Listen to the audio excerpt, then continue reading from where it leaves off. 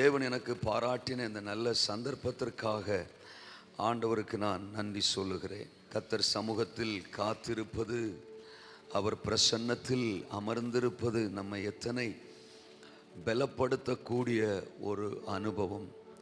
அவர் சமூகத்துக்கு இணையானது இந்த உலகத்தில் எதுவுமே இல்லை.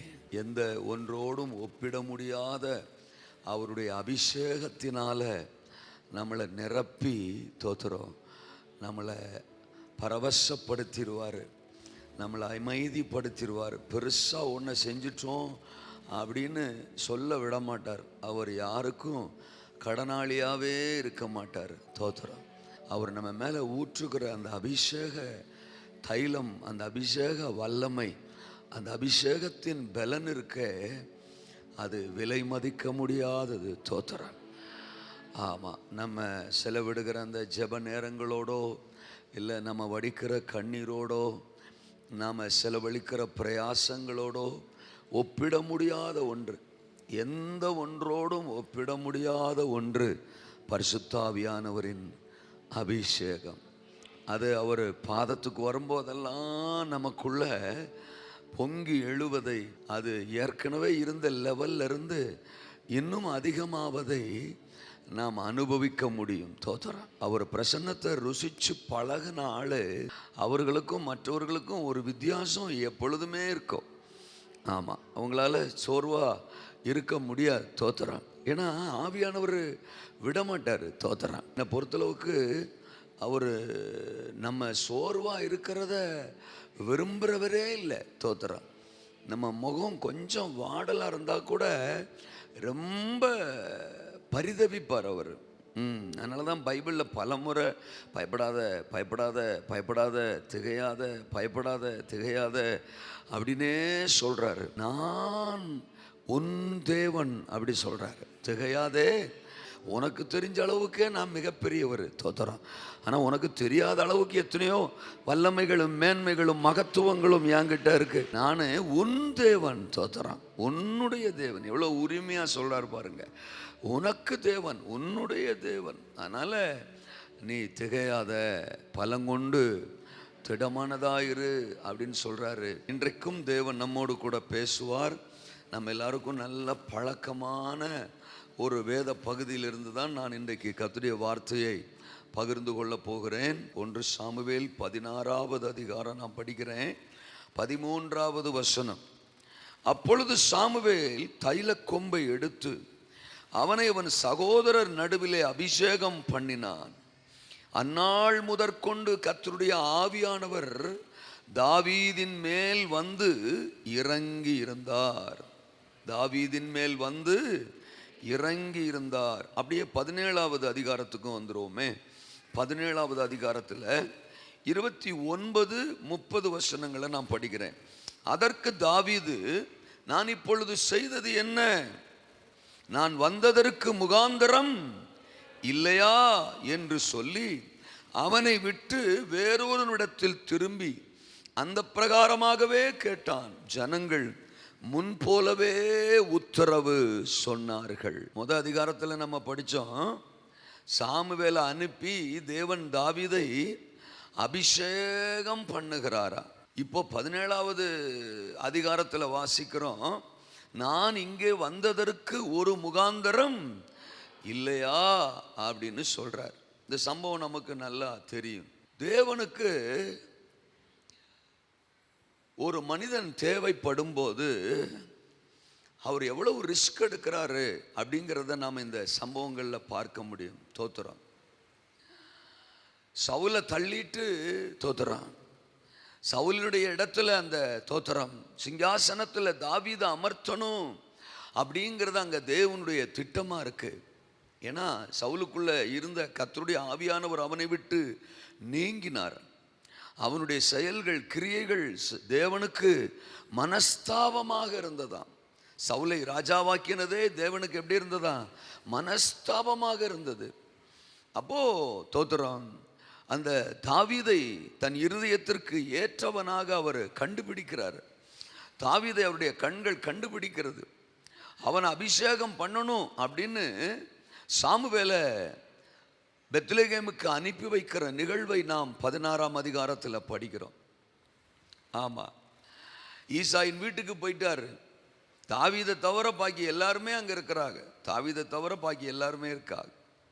சாமுவேலுக்கும் தோத்துறான். மூத்த மகனை பார்த்த உடனே இவனாக தான் இருக்குமோ, ஆளு வாட்ட சாட்டமாக இருக்கானே, தோத்துறோம் அப்படின்னு அவனை அபிஷேகம் பண்ணிடலாம்னு நினைக்கிறாரு.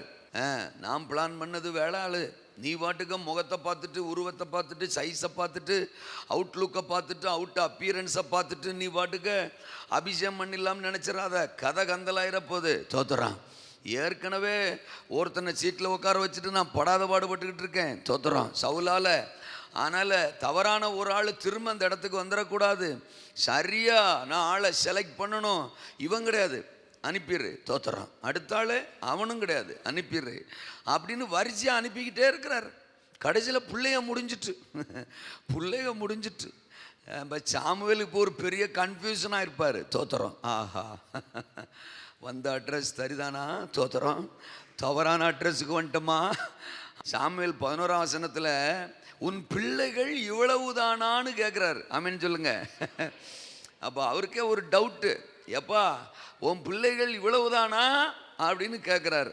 ஆமாம், ஒருத்தன் இருக்கான், அவன் ஆடு மேய்க்க போயிருக்கான் அப்படின்னு அவங்க அப்பா சொல்கிறாரு. அவன் வந்தே ஆகணும். தோத்துறோம். அவன் வந்தால் தான் அடுத்த ஸ்டெப்பே. தோத்துறான். அடுத்த காரியமே அவன் வந்தால் தான். இங்கே யாருக்கும் எந்த வேலையும் கிடையாது. தோத்துறோம். ஆமாம், ஈசாய் நீ அப்பனா உனக்கும் வேலை கிடையாது, நீ கூட பிறந்த அண்ணனா உனக்கும் வேலை கிடையாது, வந்த எனக்கே வேலை கிடையாது. இனி அவன் வந்தால் தான் வேலை. அல்லையா சொல்லுங்க, அவன் வந்தால் தான் வேலை. தோத்துறான். சோறு அதுவும் கிடையாது. தோத்துறோம். பந்தியில் உட்காரலாமா? அதுவும் கிடையாது. குழம்பு ஆறிருமே. தோத்துறோம். சோறு ஆறிருமே. ஆமாம், எல்லாம் ரெடி ஆயிடுச்சே. ஏரியா பக்கம் எவனும் போகக்கூடாது. கர்த்தருக்கு ஸ்தோத்திரம். அவன் வரணும். தேவனுடைய பார்வையில் நீங்களும் நானும் எவ்வளோ விசேஷமானவங்கிறத நாம் புரிஞ்சுக்கிறணும். ஊர் புறக்கணிக்கலாம், உலகம் புறக்கணிக்கலாம். தோத்துறோம். ஆனால் நம்மளை படைச்ச கர்த்தர் நம்மளை பார்க்குற விதம், நமக்கு கொடுக்கிற கனம், நமக்கு கொடுக்கிற முக்கியத்துவம், ஐயோ இம்பாசிபிள். சரி, தாவீது வர்றாரு, தாவீத அபிஷேகம் பண்றாரு. வசனம் சொல்லுது, கர்த்தருடைய ஆவியானவர் அந்நாள் முதற்கொண்டு தாவீதின் மேல என்ன செய்தாரா? இறங்கி இருந்தார். அப்போ ஆவியானவர் ஊற்றப்படுறதே, அபிஷேகம் ஒரு மனுஷன் மேல இறங்கி வர்றதே, அவன் கூட எப்பொழுதும் என்றென்றைக்கும் தங்கி இருக்கும்படி. 6 நாளைக்கு ஒருக்கா வந்துட்டு போறதுக்காக இல்லை, ஆவியானவரை சொல்றேன். தோத்துறான். ஆமா, அபிஷேகம் ஏதோ தேவைப்படுற நேரத்தில் மட்டும் சிக்கு புக்கு சக்கு புக்குன்னு தோத்துறோம். நம்மளை பரவசப்படுத்துறதுக்கோ நம்மளை குதிக்க வைக்கிறதுக்கோ மட்டும் இல்லை. இல்லைன்னா ஞாயிற்றுக்கிழமை ஆராதனைக்கு வரும்போது மட்டும், அதுலேயும் அந்த ஆராதனை நேரத்தில் மட்டும், அதுலேயும் ஸ்பெஷலாக அந்த கொஞ்சம், ஆமாம், அப்படி அந்த ஃபாஸ்ட்டாக போகிற நேரம் மட்டும் மட்டும் ஆவியானவர் வந்துட்டு வரட்டா பாய், அடுத்த வாரம் மீட் பண்ணலாம் தோத்துறோம்.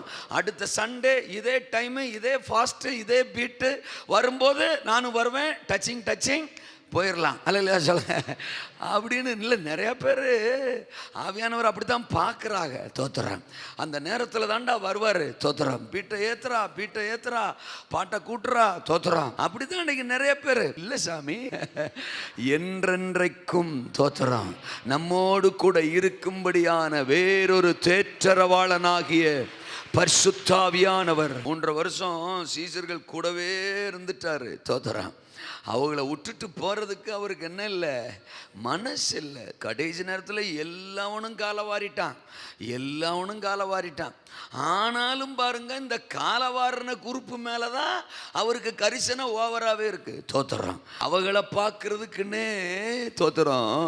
உயிரோடு எழுந்த பிற்பாடும் 40 நாள் திரும்ப திரும்ப திரும்ப திரும்ப அவங்களுக்கு தரிசனமாகிக்கிட்டே இருந்தாராம். அவருக்கு போக மனசு இல்லை. ஆண்டவரை நீங்கள் என்ன அனுப்பின நோக்கம் முடிஞ்சிட்டு அப்படின்னு சிலுவையிலே சொல்லிட்டார். முடிந்தது அப்படின்னு சொல்லிட்டாரு. அப்போ முடிஞ்சிச்சுன்னா உடனே போயிட வேண்டியதானே. தோத்துறோம் அவர் போயிருக்கலாம்ல. இன்னும் சொல்ல போனால் இவங்கள்ட்ட படாத பாடு படுறதுக்கு அடுத்த செகண்டே நெஞ்சிடலாம், போயிடலாம். அவர் போயிருந்திருக்கலாம். தோத்துறோம் ஆனாலும் இவங்க கூட இருக்கணும். நான் ஆண்டவ இப்படி யோசிக்கிறேன். பிதாவாகிய தேவன் சொல்லியிருப்பார், போதும் கிளம்பி வாரோம். தோத்துறோம் அவங்களுக்குள்ள ஒரு டீலிங் போயிருக்கும்னு நினைக்கிறேன். தோத்துறோம் அப்போ நான் வந்த உடனே அவரை அனுப்பிடுவீரா. தோத்துறோம் அவரை அனுப்பிடுவீரா. இவங்களை திக்கற்றவங்களா என்னால் விட முடியாது, இவங்களை தனியாக விட முடியாது, இவர்களை அனாதைகளாக விட முடியாது, இவங்களை தத்தளிக்க என்னால் விட முடியாது. தோத்துறோம் நான் கூட இருக்கும்போதே அவங்க தடுமாறின கேஸு. தோத்துறோம் நான் அவங்க கூட இருந்து அற்புதங்களை செய்யும் போதே அவங்க பலவீனப்பட்ட கேஸு. ஆளாளுக்கு ஒரு சைஸா இருப்பான். தோத்துறான். ஆனா இப்ப நானும் வந்துட்டேன் அப்படின்னா சரி வராது. என்ன சொல்றீரு? ஒரு டீலிங் 2 பேருக்கு இருந்திருக்கும். நீர் வாரம். தோத்துறான் நம்ம 2 பேரும் சேர்ந்து அவரை கிளப்புவோம், அவரை அனுப்புவோம். அவரும் ரெடியா தான் இருக்கிறாரு. நீர் வந்தீர்னா தான் அவரை அனுப்ப முடியும். நான் போவேனே ஆனால் உங்களுக்கு நலமாயிருக்கும். தோத்துறான் நான் போனேனே ஆனால் அவரை உங்களுக்காக பிதாவாகிய தேவன் அனுப்புவார், நானும் அவரை உங்களுக்காக அனுப்புவேன் என்று சொல்லி தோத்துறான் என்றென்றைக்கும் நம்மோடு கூட இருக்கும்படி பரிசுத்தாவின் அபிஷேகத்தை தேவன் நம் சிரசின் மேல ஊற்றி இருக்கிறார். வேலைக்கு போனாலும் அபிஷேகம், வீட்டில் இருந்தாலும் அபிஷேகம். தோத்துறோம் பள்ளிக்கூடத்துக்கு போனாலும் கல்லூரிக்கு போனாலும் அபிஷேகம். எங்கே போனாலும் நம்ம ஆவியானவரோடே தான் இருக்கணும், இருப்போம், இருக்க முடியும், இருக்க அவர் விரும்புகிறார். இருப்பதற்காகத்தான் கொடுக்கப்பட்டார், இருப்பதற்காகத்தான் நமக்கு தரப்பட்டார். ஏன் அப்படின்னா தோத்திரம் அபிஷேகம் நோக்கம் இல்லாமல் எந்த மனிதன் மேலும் இறங்கி வருவது இல்லை. ஒவ்வொரு மனிதனை கொண்டும் நிறைவேற்ற வேண்டிய தேவனுடைய திட்டங்கள். ஆமென். ஒவ்வொரு மனுஷனை குறிச்சும் கர்த்தருக்கு திட்டங்கள் இருக்கு. அந்த திட்டங்கள் அந்த மனுஷன் மூலம் பூரணப்படணும், நிறைவேறணும். அப்படிங்கிறதுக்காகத்தான் அந்த அபிஷேகம், அந்த ஆவியானவர் அந்த மனுஷன் மேல் இறங்கி வருகிறார் என்று வேதம் சொல்லுகிறது. 16ஆம் அதிகாரத்தில் தோத்திரம் அபிஷேகம் தாவீது மேல இறங்கி வருது. 17ஆவது அதிகாரத்தில் எங்க அவசியம் இருக்கோ அந்த அவசியம் இருக்கிற இடத்துக்கு ஆவியானவரே தாவீதை தூக்கிட்டு போயிட்டாரு. அப்ப அபிஷேகம் பண்ணப்பட்டவன் ஒரு இடத்துல முடங்கி கிடக்க, ஒரு இடத்துல தோத்திரம் குறுகி கிடக்க வாய்ப்பே இல்லை. என்னை யாரும் பயன்படுத்த மாட்றாங்க, எனக்கு யாரும் சான்ஸ் கொடுக்க மாட்றாங்க, எனக்கு யாரும் வாய்ப்பு கொடுக்க மாட்றாங்க அப்படின்னா உங்க ஆவியில பிரச்சனைன்னு அர்த்தம். அல்ல சொல்லுங்க. அப்போ உங்க அபிஷேகத்துல பிரச்சனைன்னு அர்த்தம். எந்த சபையும் நம்மளை பயன்படுத்த முடியாது, எந்த மனிதனும் நம்மளை பயன்படுத்த முடியாது, எந்த ஊழியக்காரனும் நம்மளை பயன்படுத்த முடியாது. நம்மளை பயன்படுத்துகிறவர் சர்வ வல்லவர். நாம் அவருக்காக பயன்பட, அவர் சித்தத்துக்காக பயன்படத்தான் அழைக்கப்பட்டிருக்கிறோம். இருக்கிறீங்களா? எசேக்கியேல் மேல கர்த்தர் கரம் வந்து அவர் அவனை ஆவிக்குள்ளாக்கி 37ஆம் அதிகாரத்தில் முதல் வசனத்தில் படிக்கிறோம், வெளியே கொண்டு போய் உலர்ந்த எலும்புகள் உள்ள பள்ளத்தாக்கின் நடுவிலே நிறுத்தினார். ஆமென். அபிஷேகம் ஒரு மனுஷன் மேல வந்துட்டுன்னா அந்த அபிஷேகமே தோத்திரம் தேவையுள்ள இடங்களுக்கு, அவசியமான இடங்களுக்கு, அந்த மனுஷன் மூலம் நிறைவேற்றப்பட வேண்டும் என்று தேவன் தீர்மானித்திருக்கிற இடங்களுக்கு அந்த மனிதனை தூக்கி கொண்டு போகும், அழைத்து கொண்டு போகும். அபிஷேகம் பண்ணப்பட்டவன் தோத்திரம் மூலையில் முடங்கி கிடக்க வாய்ப்பே இல்லை. ஆமு ஆபி, அபிஷேகத்துக்கு முன் அபிஷேகத்திற்கு பின் தோத்திரம். அபிஷேகத்துக்கு முன்னால நம்ம வாழ்க்கை எப்படியோ தோத்திரம், அது ஒரு குறுகிய வட்டமா இருக்கலாம், ஒரு குறுகிய எல்லையா இருக்கலாம். கொஞ்சம் ஆடு தோத்திரம், அதை மேய்க்கிறதா அவருடைய வேலை. வனாந்தரம் தோத்திரம், ஆடுகளுக்கு பின்னால நிற்கிற அனுபவம், அது மட்டும்தான் அந்த சின்ன வட்டம், அந்த குறுகிய வட்டம் தான். ஆனா அபிஷேகம் வந்ததுக்கு அப்புறம் அடுத்து அடுத்து அடுத்து அடுத்து அடுத்து அடுத்து அவருடைய லெவலை, அவருடைய வட்டத்தை தோத்திரம் ஆமென், ஆண்டவருடைய எல்லையை விரிவாக்கி கொண்டே இருப்பார். இப்போ இஸ்ரவேலுக்கே ராஜா என்கிற சிங்காசனத்தில் அமர பண்ணி ஆயிரம் ஆயிரமான தம் ஜனத்தை ஆளுகை செய்கிற ஒரு மகிமையான ஸ்தானத்தில் தாவீதை அந்த ஆவியானவரே, அந்த அபிஷேகமே அமர பண்ணியது. அபிஷேகம் ஒன்று நம்ம மேல இருந்தா போதும் தோத்திரம். நாம நினைக்கிற மாதிரி இல்லை, அவர் நினைக்கிற மாதிரி நம்ம வாழ்க்கை உயர்ந்துக்கிட்டே இருக்கும். நம்ம உயர்ந்துக்கிட்டே இருப்போம், நம்ம பயன்பட்டுக்கிட்டே இருப்போம், நம்ம பிரகாசிச்சுக்கிட்டே இருப்போம், நம்ம லெவலு ஏறிக்கிட்டே இருக்கும் தோத்திரம். நம்முடைய எல்லை விரிவடைஞ்சிக்கிட்டே இருக்கும், ஆசீர்வாதம் பெருகிக்கிட்டே இருக்கும், பொறுப்புகள் பெருகிக்கிட்டே இருக்கும், உத்தரவாதங்கள் பெருகிக்கிட்டே இருக்கும். அது நம்மளை நம்பி இல்லை, நம்ம மேல் இருக்கிற அபிஷேகத்தை நம்பியே அவைகள் நம்மளை தேடி வந்துக்கிட்டே இருக்கும். நம்ம ஃபோக்கஸ் பண்ண வேண்டிய ஒன்னே ஒன்று அபிஷேகம், அபிஷேகம், அபிஷேகம். இப்போ யுத்த களத்திற்கு தாவீதை கொண்டு வந்திருக்கிறாரு. அந்த சம்பவம் எல்லாம் நமக்கு நல்லா தெரியும் தோத்திரம். கோலியாத்து வந்து நிற்கிறாரு, அவர் கூட யுத்தம் பண்ணுறதுக்கு ஒருத்தருக்கும் தைரியம் இல்லை, பலன் இல்லை, பலவீனப்பட்டு சோர்ந்து போய் நிற்கிறாங்க. தாவீது யதார்த்தமாக அங்கே வர்றாரு, தகப்பன் அனுப்பி அங்கே வர்றாரு. அவர் யுத்தம் பண்ணணும்னு வரல, யுத்தத்தை பார்க்கத்தான் வந்தார். கர்த்தருக்கு ஸ்தோத்திரம். ஆமாம், ஆனால் வந்து பார்த்தா இங்கே கதையெல்லாம் வேற மாதிரி இருக்குது. அவன் ஒருத்தன் மட்டும் சத்தம் போட்டுக்கிட்டு இருக்கிறான், எல்லாரும் அதை கேட்டுக்கிட்டு ஒரு சைஸாக உட்காந்துருக்கிறாங்க தோத்திரம். ஆமாம், ஆனால் தாவீதால அப்படி இருக்க முடியல. அபிஷேகம் பண்ணப்பட்டவனால சில விஷயங்களை ஜீரணிக்கவே முடியாது. தேவ நாமத்தை பாதிக்கிற மாதிரி ஒரு விஷயத்தை அபிஷேகம் பண்ணப்பட்டவனால ஜீரணிக்க. என் கண்ணுக்கு முன்னால கர்த்தர் நாமம் துக்கப்படுது, என் கண்ணுக்கு முன்னால கர்த்தர் விரும்புகிற காரியம் நடக்கல, என் கண்ணுக்கு முன்னால சத்துரு கொக்கரிக்கிறான், சாத்தானுடைய செயல்கள் நடக்குது, தேவன் அங்கே துக்கப்படுகிறார், தேவ விருப்பம் அங்கே நிறைவேறல, தேவனுடைய இருதயம் அங்கே காயப்பட்ட நிலையில நிக்குது. இதை பார்க்கும் போதெல்லாம் அபிஷேகம் பண்ணப்பட்டவன் எழும்புவான். அவனால் அதை ஜீரணிக்கவே முடியாது. நீங்க அபிஷேகம் பண்ணப்பட்ட ஆளா இருந்தா உங்க பக்கத்துல ஜெப நேரத்தில், பிரசங்க நேரத்தில் ஒரு ஆள் உறங்கினா உங்களால் அதை ஜீரணிக்க முடியாது தோத்திரம். ஆமேனா? உங்க பிள்ளைங்க ஜெபம் பண்ணாம இருந்தா உங்களால் அதை ஜீரணிக்க முடியாது. உங்க பிள்ளைங்க பைபிள் படிக்காம இருந்தா உங்களால ஜீரணிக்க முடியாது. உங்க வீட்டுக்காரர் உங்க கூட சர்ச்சுக்கு வராம இருந்தா உங்களால ஜீரணிக்க முடியாது. தசம பாகத்தை உங்க புருஷன் களவாண்டு திங்கிறாருன்னா உங்களால அதை ஜீரணிக்க முடியாது. 4 வாரம் உங்க கூட சர்ச்சுக்கு வந்தவங்க இப்ப திடீர்னு நின்றுட்டாங்கன்னா உங்களால ஜீரணிக்க முடியாது. தோத்திரம். அதுதான் அபிஷேகம் செய்கிற வேலை. அவன் தோத்திரம். ஏப்பா உங்களுக்கு டேஸு டேஸு டேஸு எதுவுமே இல்லையா? தோத்திரம். எனக்கு அபிஷேகம் இருக்கு, நான் போறேன்றான், நான் போறேன்றான். அப்பதான் சகோதரர்கள்லாம் அப்படின்னு அவனை தடை பண்றாங்க, பலவீனப்படுத்துறாங்க, சோர பண்றாங்க. அந்த சிச்சுவேஷன்ல தான் இந்த வார்த்தையை சொல்றாரு தாவீது, நான் இங்கே வந்ததற்கு முகாந்தரம் இல்லையா?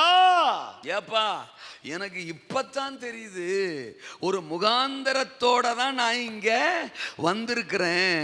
அது என்னுடைய முகாந்தரம் அல்ல, இங்கே என்னை கொண்டு வந்த தேவனின் முகாந்தரம், இங்கே என்னை அழைத்து கொண்டு வந்த தேவனின் முகாந்தரம், என்னை அனுப்பின கர்த்தரின் முகாந்தரம், என்னை அபிஷேகம் பண்ணின பரிசுத்த ஆவியானவரின் முகாந்தரம்.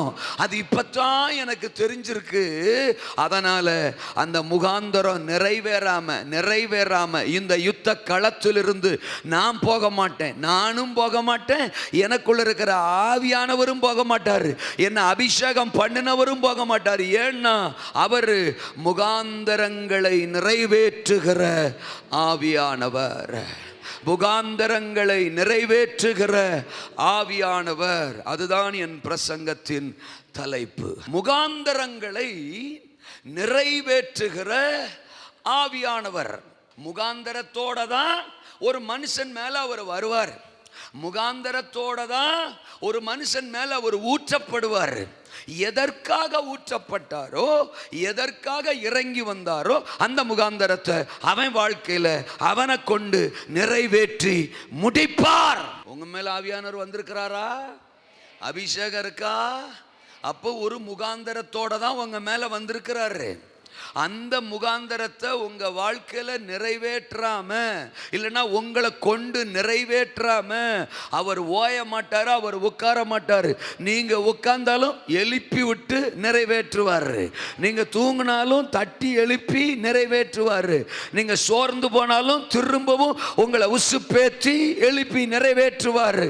உசுரே இல்லைனாலும் உயிர்ப்பித்தாகிலும் உயிரோட எழுப்பி ஆகிலும் உங்களை கொண்டு நிறைவேற்ற வேண்டும் என்கிற தேவ திட்டத்தை அவர் நிறைவேற்றி முடிப்பார். இந்த நம்பிக்கை, இந்த கான்ஃபிடென்ட், இந்த விசுவாசம் நமக்கு ஓவராகவே இருக்கணும். என் மேல ஒரு அபிஷேகம் இருக்கு, என் மேல பரிசுத்த ஆவியானவர் இருக்கிறார், அவர் ஒரு முகாந்தரத்தோட என் மேல வந்திருக்கிறார். அதனால தோத்திரம், அது நிறைவேறாம எனக்கு சாவு இல்லை அப்படின்னு யோசிக்கணும். தாவீதின் வாழ்க்கையில பரிசுத்த ஆவியானவருக்கு என்ன முகாந்தரமோ அதை பரிசுத்த ஆவியானவர் நிறைவேற்றினார். ஆனா அவருக்கு மட்டும்தான் முகாந்தரமா, நோக்கமா, தரிசனமா? ஆளாளுக்கு நம்மளை பத்தி ஒரு நோக்கம் இருக்கு. நம்மளை பத்தி ஒவ்வொருத்தருக்கும் ஒரு நோக்கம். குடும்பத்தில் இருக்கிறவர்களுக்கு ஒரு நோக்கம் இருக்கு, கூட படிக்கிறவர்களுக்கு ஒரு நோக்கம் இருக்கு, சபையிலேயே நம்ம கூட ஆராதிக்கிறவங்களுக்கு ஒரு நோக்கம் இருக்கு, நம்ம பக்கத்தில் உட்கார்ந்துருக்கிற ஆளுக்கு கூட நம்மளை பற்றி ஒரு நோக்கம் இருக்கு. இது எல்லாத்தையும் தாண்டி நம்மளை குறித்து நமக்கே ஒரு நோக்கம் இருக்கு. அது கூட இல்லைன்னா அவன் என்ன மனுஷன் நான் கேட்க இல்லை சொல்லுங்க அப்பா. ஆமாம், நம்மளை பற்றி நமக்கே ஒரு நோக்கம் இருக்கு.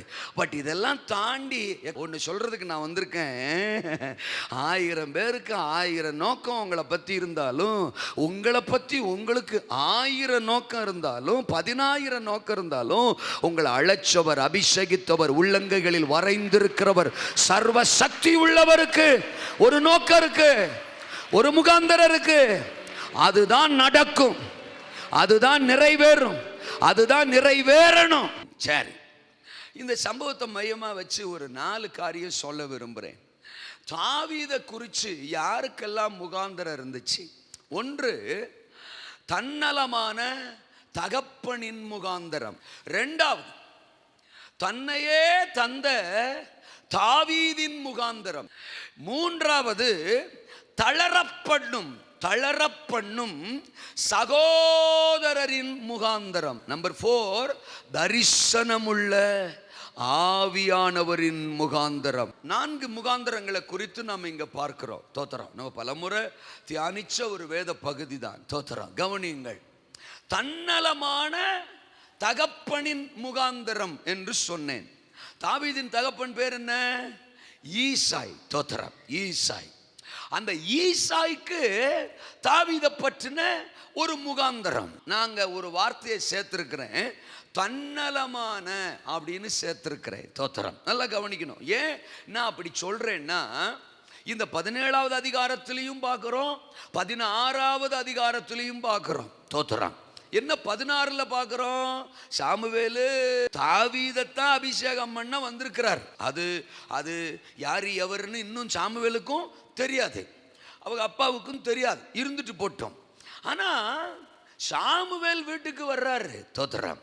எல்லாருமே விசாரிக்கிறாங்க, இன்னைக்கு வந்திருக்கிறீரே, திடீர்னு வந்து நிற்கிறீரே, சமாதானம் தானா அப்படின்லாம் சாமுவேல்கிட்ட கேட்குறாங்க. ஏன்னா தீர்க்கதரிசி வந்தால் திடீர்னு ஏதாவது நடக்கும், அவர் ஏதாவது சொல்லுவாருங்கிற பயம் தோத்திரம் இஸ்ரவேலருக்கு. ஆமாம், அந்த 16வது அதிகாரத்தின் 4ஆம் வசனத்தில் சொல்கிறாங்க, ஆமாம், மூப்பர் தத்தளிப்போடே அவனுக்கு எதிர்கொண்டு வந்து நீர் வருகிறது சமாதானமா. தீர்க்கதரிசி வந்தாலே ஒரு தத்தளிப்பு. தோத்திரம். என்ன சொல்ல போறாரோ, அவர் வாயிலிருந்து என்ன வார்த்தை வரப்போதோ, எங்கேயோ ஒரு இடத்துல நம்மளை தேவனை துக்கப்படுத்தி இருப்போமோ, காயப்படுத்தி இருப்போமோ, இஸ்ரவேல் தேவனுக்கு விரோதமா எது செஞ்சிட்டோ, தீர்க்கதரிசி நம்ம ஊருக்கு வந்திருக்கிறாரு, நம்ம பெத்லேமுக்கு வந்திருக்கிறாரு அப்படின்னு. இன்னைக்கு நாமெல்லாம் தோத்திரம், தேவ மனுஷன் வந்தா 4 நல்ல வார்த்தை சொல்லிட்டு போவார். தோத்திரம். கண்ணை மூடி 4 தீர்க்க தரிசனம் சொல்லிட்டு போவார். இது இந்த காலத்து தீர்க்க தரிசனம். தீர்க்க தரிசினாலே இப்படித்தான் இருக்கணும்னு. ஆனா அன்னைக்கு சாமுவேல் அவர் வர்றத வேற நோக்கம், அவர் தாவீதை அபிஷேகம் பண்றதுக்கா வர்றாரு. ஆனா இவங்க தத்தளிக்கிறான், பக்க பக்க பக்க பக்கன்றான். ஐயோ, ஆள் வர்றாரு ஏரியாவுக்குள்ள, என்ன நடந்துச்சுன்னு தெரியலையே, எவன் என்ன பண்ணான்னு தெரியலையே, எவன் எங்க தேவனை துக்கப்படுத்தினான்னு தெரியலையே, என் வீட்லயா இருக்குமோ, நானா இருக்குமோ, என் பொண்டாட்டியா இருக்குமோ, என் பிள்ளையா இருக்குமோ, ஐயோ இன்னைக்கு என்ன சொல்ல போறான்னு தெரியலையே அப்படிங்கிற மாதிரி தான் தேவனுடைய வார்த்தையை எக்ஸ்பெக்ட் பண்ணாங்க. நம்ம எதுல சரியாக்கணும், நம்ம எதுல சரிப்படுத்தணும், நம்ம எதுல கத்தரை பிரியப்படுத்தணும், அப்படி ஒரு வார்த்தை சாமுவேல் வாயிலிருந்து வருமோ அப்படிங்கிற மாதிரி எக்ஸ்பெக்டேஷன் தான் அவர்களுக்கு இருந்தது. அவர் சொல்றார், சமானம்தான், கவலைப்படாதீங்க. ஆமா, பலி விருந்து இன்னைக்கு, பலி விருந்து அன்னைக்கு அடிச்சூடு தோத்துறேன். ஆனா ஈசாய் வீட்டில் தாவீதை தவிர எல்லாருமே இருக்காங்க. ஒரு பலி விருந்து, சாமுவேல் வர்ற நிகழ்வு, முக்கியமான ஒரு அக்கேஷன், ஒரு ஃபங்க்ஷன். இந்த மாதிரி ஒரு வாய்ப்பு இன்னொரு முறை கிடைக்குமா தெரியாது, இந்த சந்தர்ப்பம் இன்னொரு முறை அகப்படுமா தெரியாது. அப்படிப்பட்ட ஒரு ஆப்பர்ச்சுனிட்டி, ஒரு தருணம், ஒரு பாக்கியம். அன்னைக்கு கூட ஈசாயி நீ கிளம்பி ஆடு மேய்க்க போன்ட்டார். நீ கிளம்பி ஆடு மேய்க்க போ. தோத்துறா. ஏன்? கலெக்ஷன். தோத்துறான். வருமானம், ஆதாயம் பாதிக்கப்பட்டுரும். ஆமா, ஆடு மந்த பாமா நீ மேய்க்கணும், ஆட்டுனால வருமானம், ஆட்டுனால தான் சாப்பாடு, அதனால நீ மேய்க்க போ அப்படின்னு அன்னைக்கு தாவீதை வருமானம் பாதிச்சிடக்கூடாது, தொழில் பாதிச்சிடக்கூடாது அப்படின்னு தோத்துறா. தன்னுடைய நலனுக்காக, தன்னுடைய விருப்பத்தை நிறைவேற்றுவதற்காகவே தாவீதை பயன்படுத்தி கொண்டவர் யாரு? ஈசாய். இந்த 17வது அதிகாரத்தில் கூட நான் வாசிக்கிறேன், அந்த வசனத்தை வாசிக்கிறேன். 17-18. ஈசாய் தன் குமாரனாகிய தாவீதை நோக்கி, உன் சகோதரருக்கு இந்த ஒரு மரக்கால் வறுத்த பயற்றையும் இந்த 10 அப்பங்களையும் எடுத்துக்கொண்டு பாளையத்தில் இருக்கிற உன் சகோதரத்தில் ஓட்டமாய் போய் இந்த 10 பால்கட்டிகளை 1000 பேருக்கு அதிபதியானவரிடத்தில் கொடுத்து ஒரு சகோதரர் சுகமாயிருக்கிறார்களா என்று விசாரித்து அவர்களிடத்தில் அடையாளம் வாங்கி கொண்டு வா. நல்லா கவனிங்க, 3 பேர் யுத்தத்துக்கு போயிருக்கான். இவங்க வீட்டில் 8 பேர். 8வது ஆளு தான் தாவீது, கடைசி பிள்ளை தான் தாவீது. 3 பேர் யுத்த களத்தில் இருக்கான். ஓகே, அவனை நல்லா விசாரிக்கணும், அவனை விசாரிக்கணுங்கிறது தகப்பனுடைய விருப்பம், இருந்துட்டு போட்டோம், அதில் தப்பு இல்லை. தோத்துறான். இப்போ தாவீது ஆடு மேய்ச்சிக்கிட்டு இருக்கான். அவன் கூட வேற ஒருத்தன் மேய்க்கிற மாதிரியும் இல்லை. அவன்தான் தோத்துறான். என்னமோ குடும்பத்துக்கே வருமானத்தை கொண்டு வந்து குவிக்கிற மாதிரி அவனைத்தான் வேலைக்கு அனுப்பியிருக்கு அந்த குடும்பம், அவனைத்தான் தோத்துறான் தொழிலை கவனிக்க விட்டுருக்கு அந்த குடும்பம். அப்போ பாக்கி 4 பேர் எங்க? ஏசர தஞ்சயம். தோத்துறான். அங்க ஒரு 3 பேர் யுத்த காலத்தில் இருக்கிறான் சார், ஒரு ஆளு ஆடு மேய்ச்சிக்கிட்டு இருக்கிறான் சார். அப்ப 8 பேர்ல 4 பேர் எங்க? இப்ப நம்ம அந்த ஆராய்ச்சிக்கெல்லாம் போக வேணாம், அல்லையே சொல்லுங்க. அப்போ அந்த 4 பேர்ல ஒருத்தனை கூப்பிட்டு, ஏலே அவன் ஒருத்தன் ஆட்டை மேய்ச்சிக்கிட்டு இருக்கிறான், சின்ன பய. தோத்துறான். நீங்க யாராவது ஒருத்தன் போய் இதை கொடுத்துட்டு வாங்கடா அப்படின்னு சொல்லி அனுப்பிச்சிருக்கலாம்ல. அதுக்கும் தாவீது தான் என்ன செய்யணும்? வேணும். அந்த வேலைக்கும் தாவீது தான் வேணும். தான் வேலையை நிறைவேற்றி முடிச்சுக்கிறதுக்கு தாவீது தான் வேணும், தாவீது மட்டும்தான் வேணும். ஆனாலும் பாருங்க, ஒரு அடையாளம் வாங்கி கொண்டு வா அப்படின்னா அவன் மேல பூரணமான நம்பிக்கை யார் மேல? தாவீது மேல. அப்படின்னா கொடுத்து விடுற ஐட்டம் எல்லாம் பாதி வழியிலே கட்டிச்சோரை பிரித்து நம்மளும் மூலையில் உட்காந்து தின்னுட்டு ரிட்டர்ன் வந்து அண்ணன்மாருக்கு கொடுத்துட்டேன்ல, அவங்க சாப்பிட்டாங்கல்ல அப்படின்னு சொல்லிடுவானோ? ஒருவேளை ஈசாய்க்கு அப்படி ஒரு எண்ணம். தாவீதும் அண்ணன்மாருக்கு கொடுத்து விட்டதை கொண்டு போய் சேர்க்காம பாதியிலேயே அவன் எடுத்து சுயநலமாக சாப்பிட்டுருவானோ அப்படின்னு நீ அண்ணன்மாரை பார்த்ததற்கு ஒரு அடையாளத்தை அவர்களிடத்திலிருந்து என்ன செஞ்சுட்டு வா, வாங்கிட்டு வா அப்படின்றார். தன்னுடைய விருப்பம், தன்னலம், தான் சித்தம், அதை தாவீதை வச்சு நிறைவேற்றிக்கிறனும். ஆனா அந்த தாவீதை முழுமையா என்ன செய்ய முடியாது, நம்ப முடியாது. இதுதான் ஈசாயின் மனநிலை. இன்றைக்கும் நம்மளை அப்படி பயன்படுத்திக்கிறவங்க நிறைய பேர் இருக்கலாம். அதுல கூட நீங்க சோர்ந்து கூட போனவர்கள் உண்டு. தோத்திரம். அவங்க காரியத்துக்கெல்லாம் என்ன செஞ்சுக்கிறாங்க, பயன்படுத்திக்கிறாங்க, யூஸ் பண்ணிக்கிறாங்க. சில ஆள் இப்படி சொல்லுவாங்க, என்ன கருவேப்பிலை மாதிரி அவங்க யூஸ் பண்ணிக்கிறாங்க, அப்புறம் நேரம் வந்த உடனே என்ன தூக்கி போட்டுறாங்க. நிறைய டைம் நம்ம அப்படி ஃபீல் பண்ணியிருப்போம், நிறைய டைம் அப்படி ஃபீல் பண்ணி கூட அழுதுருப்போம். வேலை ஸ்தலத்தில் கூட அப்படித்தான். தோத்துறான். அந்த ஓனர் சில சமயம் மற்றவங்களை விட அதிகமான லோடு நமக்கு கொடுப்பாரு, நம்மளை வச்சு. ஏன்னா நம்ம கிட்ட இயேசு இருக்கிறாரு, நம்ம கிட்ட ரட்சிப்பு இருக்கு, நம்ம கிட்ட தேவன் இருக்கிறாருங்கிறதெல்லாம் அவங்களுக்கு தெரியும். தெரிஞ்சதுனால தான் நம்மளை வச்சு காரியங்களை நிறைய பேர் சாதிச்சுக்கிறாங்க. ஆமேனா? ஆனால் அதற்கான பிரதிபலனை பல டைம் நம்ம பார்க்க முடியாது.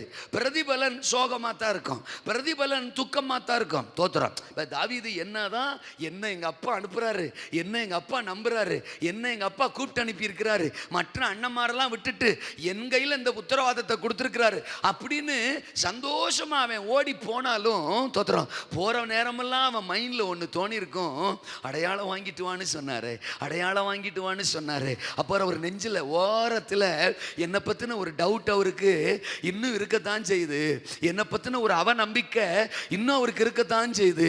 என் மேல அபிஷேகம் வந்ததை அவர் பார்த்தும், என்ன சாமுவேல் வந்து தைல கொம்பை எடுத்து அந்த தைலத்தை ஊற்றி அபிஷேகம் பண்ணதை அவர் கண்ணால பார்த்தும் இன்னும் என் மேல ஒரு நம்பிக்கை அவருக்கு வரலையே.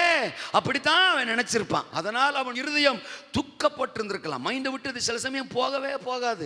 சிலருடைய சில குறிப்பிட்ட வார்த்தைகள் நம்மளை விட்டு போகவே போகாது. தோத்துறோம். ஆமா, அது மைண்ட்ல நின்றுகிட்டே இருக்கும். அடையாளம் வாங்கிட்டு வா, அடையாளம் வாங்கிட்டு வா, அடையாளம் வாங்கிட்டு வா அப்படி சொல்லிட்டாரு. என்னால அவங்க பலன் அடைஞ்சுக்கிறாங்க, என்னால அவங்க ஆதாயம் அடைஞ்சுக்கிறாங்க. ஆமா, தோத்துறோம். அது சொந்த குடும்பத்திலேயா இருக்கலாம், அது வேலை ஸ்தலத்திலேயா இருக்கலாம், அது நம்ம பழகுகிற யாரை கொண்டாது இருக்கலாம். என்னால அவங்க பயன் அடைஞ்சுக்கிறாங்க, என்னால அவங்க லாபம் அடைஞ்சுக்கிறாங்க. அவங்க பயன்படுத்துகிற ஒவ்வொரு வார்த்தையும் தோத்துறோம் என்ன புண்படுத்துற மாதிரி, என்ன காயப்படுத்துற மாதிரி, என்ன வேதனைப்படுத்துற மாதிரி இருக்கு. சொந்த குடும்பத்தில் என் பெற்றோர் தோத்துறோம் என்னால பயன் அடைஞ்சுக்கிறாங்க, ஆனா அந்த பெற்றோர் என்ன சோத்திரம் பயன்படுத்துகிற வார்த்தைகள் என்ன புண்படுத்துது. என் பிள்ளைங்க என்னால பலன் அடைஞ்சுக்கிறாங்க. சின்ன வயசுல இருந்து அவங்களுக்காக பிரயாசப்பட்டேன், கஷ்டப்பட்டேன். தோத்திரம். ஆனா இன்னைக்கு வயது முதிர்ந்த காலத்துல கூட அவங்களுக்கு தான் நான் இன்னும் உழைச்சு போட்டுக்கிட்டு இருக்கிறேன், அவங்களுக்கு தான் இன்னும் நான் பிரயாசப்பட்டுக்கிட்டு இருக்கிறேன். இன்னைக்கும் என்னால அவங்க பலன் அடைஞ்சுக்கிறாங்க, என்னால அவங்க ஆதாயம் அடைஞ்சுக்கிறாங்க. ஆனா நான் புண்படுற மாதிரி, காயப்படுற மாதிரி, வேதனைப்படுற மாதிரி அப்பப்போ அவங்க பேசுறாங்க, அப்பப்போ அவங்க செயல்படுறாங்க. அவருடைய நிகழ்வுகள், அவருடைய கிரியைகள் அதிகமா என்ன வேதனைப்படுத்துது அப்படின்னு நீங்க யோசிக்கலாம். கர்த்தர் சொல்றாரு, இவைகளை எல்லாவற்றையும் தாண்டி அப்படிப்பட்டவர்கள் கண்களுக்கு முன்பாக தேவனுடைய முகாந்தரம் உங்க வாழ்வில் நிறைவேறுகிற நேரம் வருகிறது, வருகிறது. ஒரு நாள்ல ஈசாய் தாவீது ராஜாவாக்கப்பட்ட நேரத்தில் தோத்திரம் தாவீதின் வாழ்க்கையில தேவனுடைய கரம் வெளிப்பட்டு ஆச்சரியத்துக்கு மேல ஆச்சரியம் நடக்க தொடங்கின போது நினைச்சிருப்பான், இந்த தாவீதையாடா நம்ம நம்பாம போனோம், இந்த தாவீதையாடா அடையாளம் வாங்கிட்டு வான்னு சொன்னோம். தோத்திரம். இவன் மேலையா நம்ம நம்பிக்கை இல்லாம போனோம். சர்வ வல்லமையுள்ள தேவனே இவனை நம்பி தோத்திரம் ஒட்டுமொத்த தேசத்தையும் அவன் கையில கொடுத்திருப்பாருன்னா சாதாரண பதார்த்தங்களை கொடுத்து விட்ட நான் அவனை நம்பலையே. சின்ன சின்ன பொறுப்புகளை, சின்ன சின்ன ஆசீர்வாதங்களை, சின்ன சின்ன மேன்மைகளை, சின்ன சின்ன சந்தோஷத்தை இந்த உலகம் உங்களுக்கு கொடுக்கிறதுக்கு யோசிக்குது. மனிதர்கள் உங்களுக்கு கொடுக்கிறதுக்கு யோசிக்கிறாங்க. உங்களை நம்ப மாட்டுறாங்க, உங்களை காயப்படுத்துறாங்க, உங்களை புண்படுத்துறாங்க. ஆனால் சிந்தனைக்கே எட்டாத, சிந்தனைக்குள் அடங்காத, ஆயிரங்களுக்கும் லட்சங்களுக்கும் ஆசீர்வாதமான ஒரு ஆளுகையை, ஒரு மேன்மையை, ஒரு சிங்காசனத்தை கர்த்தர் உங்களுக்கு இன்றைக்கு கையளிக்கிறார். உங்கள் கரத்தில் தருகிறார். அப்படிப்பட்ட ஒரு முகாந்தரம், ஆச்சரியமான ஒரு முகாந்தரம், அரியணையின் முகாந்தரம், சிங்காசனத்தின் முகாந்தரம், தேவனின் முகாந்தரம் உங்களுக்காக காத்திருக்கிறது. என்னை பற்றி மனுஷனுக்கு என்ன முகாந்திரம் அதெல்லாம் எனக்கு மேட்டர் இல்லை. என்னை பற்றி தேவனுக்கு ஒரு முகாந்திரம். தாவீது யுத்தகளத்துக்கு போகும்போது அறிஞ்சு போனாரோ அறியாம போனாரோ தோத்திரம், கண்டிப்பா அவர் அறியாமத்தான் போயிருக்கணும். தன்னை வச்சு அங்க ஒரு பெரிய காரியமே நடக்க போகுது அப்படின்னு அப்படி போனவரே சந்தோஷமா போனாருங்கும் போது கர்த்தருக்கு ஸ்தோத்திரம். நம்ம எதிர்காலத்தை குறித்த வாக்குத்தத்தங்கள் ஏராளம் நம்ம கரத்தில் இருக்கும்போது மனுஷன் எப்படி நினைக்கிறான், மனுஷன் அப்படி நினைக்கிறான், மனுஷன் இப்படி பேசுறான், மனுஷனை காயப்படுத்துறான், மனுஷனை புண்படுத்துறான் அப்படின்னு யோசிச்சுக்கிட்டு சோகமா போஸ் கொடுக்கிற சோலி ஆகவே ஆகாது. உங்க அப்பர்னு ஒரு சைஸா பாக்குறாரா, அவரு உன்னை நம்ப மாட்டாரா? போயோ தோத்துற, நானே உன்னை நம்புறேன். சர்வ வல்லவர் இப்ப அதான் சொல்றாரு தாவீதுட்ட, நான் ஃபீல் பண்ற, நீ ஒரு சைஸா ஃபீல் பண்ற. அப்பா அப்படி சொல்லிட்டாரு, அடையாளம் வாங்கிட்டு வந்துட்டாரு. 1000 இருந்தாலும் அவர் மனுஷன்பா, நான் தேவன்பா, சோகம் வேணாம்ப்பா, கொன்றும்பா ஆளை. அது என்னமோ தெரியல, நம்ம நிறைய டைம் அவங்க அப்படி சொல்லிட்டாங்களே, இவங்க அப்படி சொல்லிட்டாங்களே, அவங்க இப்படி என்னை பத்தி இப்படி நினைக்கிறாங்களே, அவங்க அப்படி நினைக்கிறாங்களே. மூளை ஆப்ரேஷன் பண்ணணும் அல்லையா சொல்லுங்க. அப்பா அவருக்கு வேதனையே என்ன தெரியுமா? நான் 1000 சொல்றேனே, அதை ஒரு நாளாவது நீ யோசிக்கிறியா? அதை ஒரு நாளாவது என் தேவன் என்னை பத்தி இப்படி சொல்லிட்டாரு, என் ராஜா அப்படி சொல்லிட்டாரு, காலையில பைபிளை திறக்கிறேன் பக்கமா சொல்றாரு, இன்னைக்கு சர்ச்சுக்கு போறேன் ஊழியக்கார் மூலமா அண்டா அண்டாவா தள்ளுறாரு, என்னை பத்தி இவ்வளவு சொல்றாரு அப்படிங்கிறத நீ சிந்திச்சீன்னா பேசினா உனக்கு ஆயுசு பத்தாது. அம்பிட்டு அவர் சொல்றாரு, அம்பிட்டு அவர் சொல்லி இருக்கிறாரு.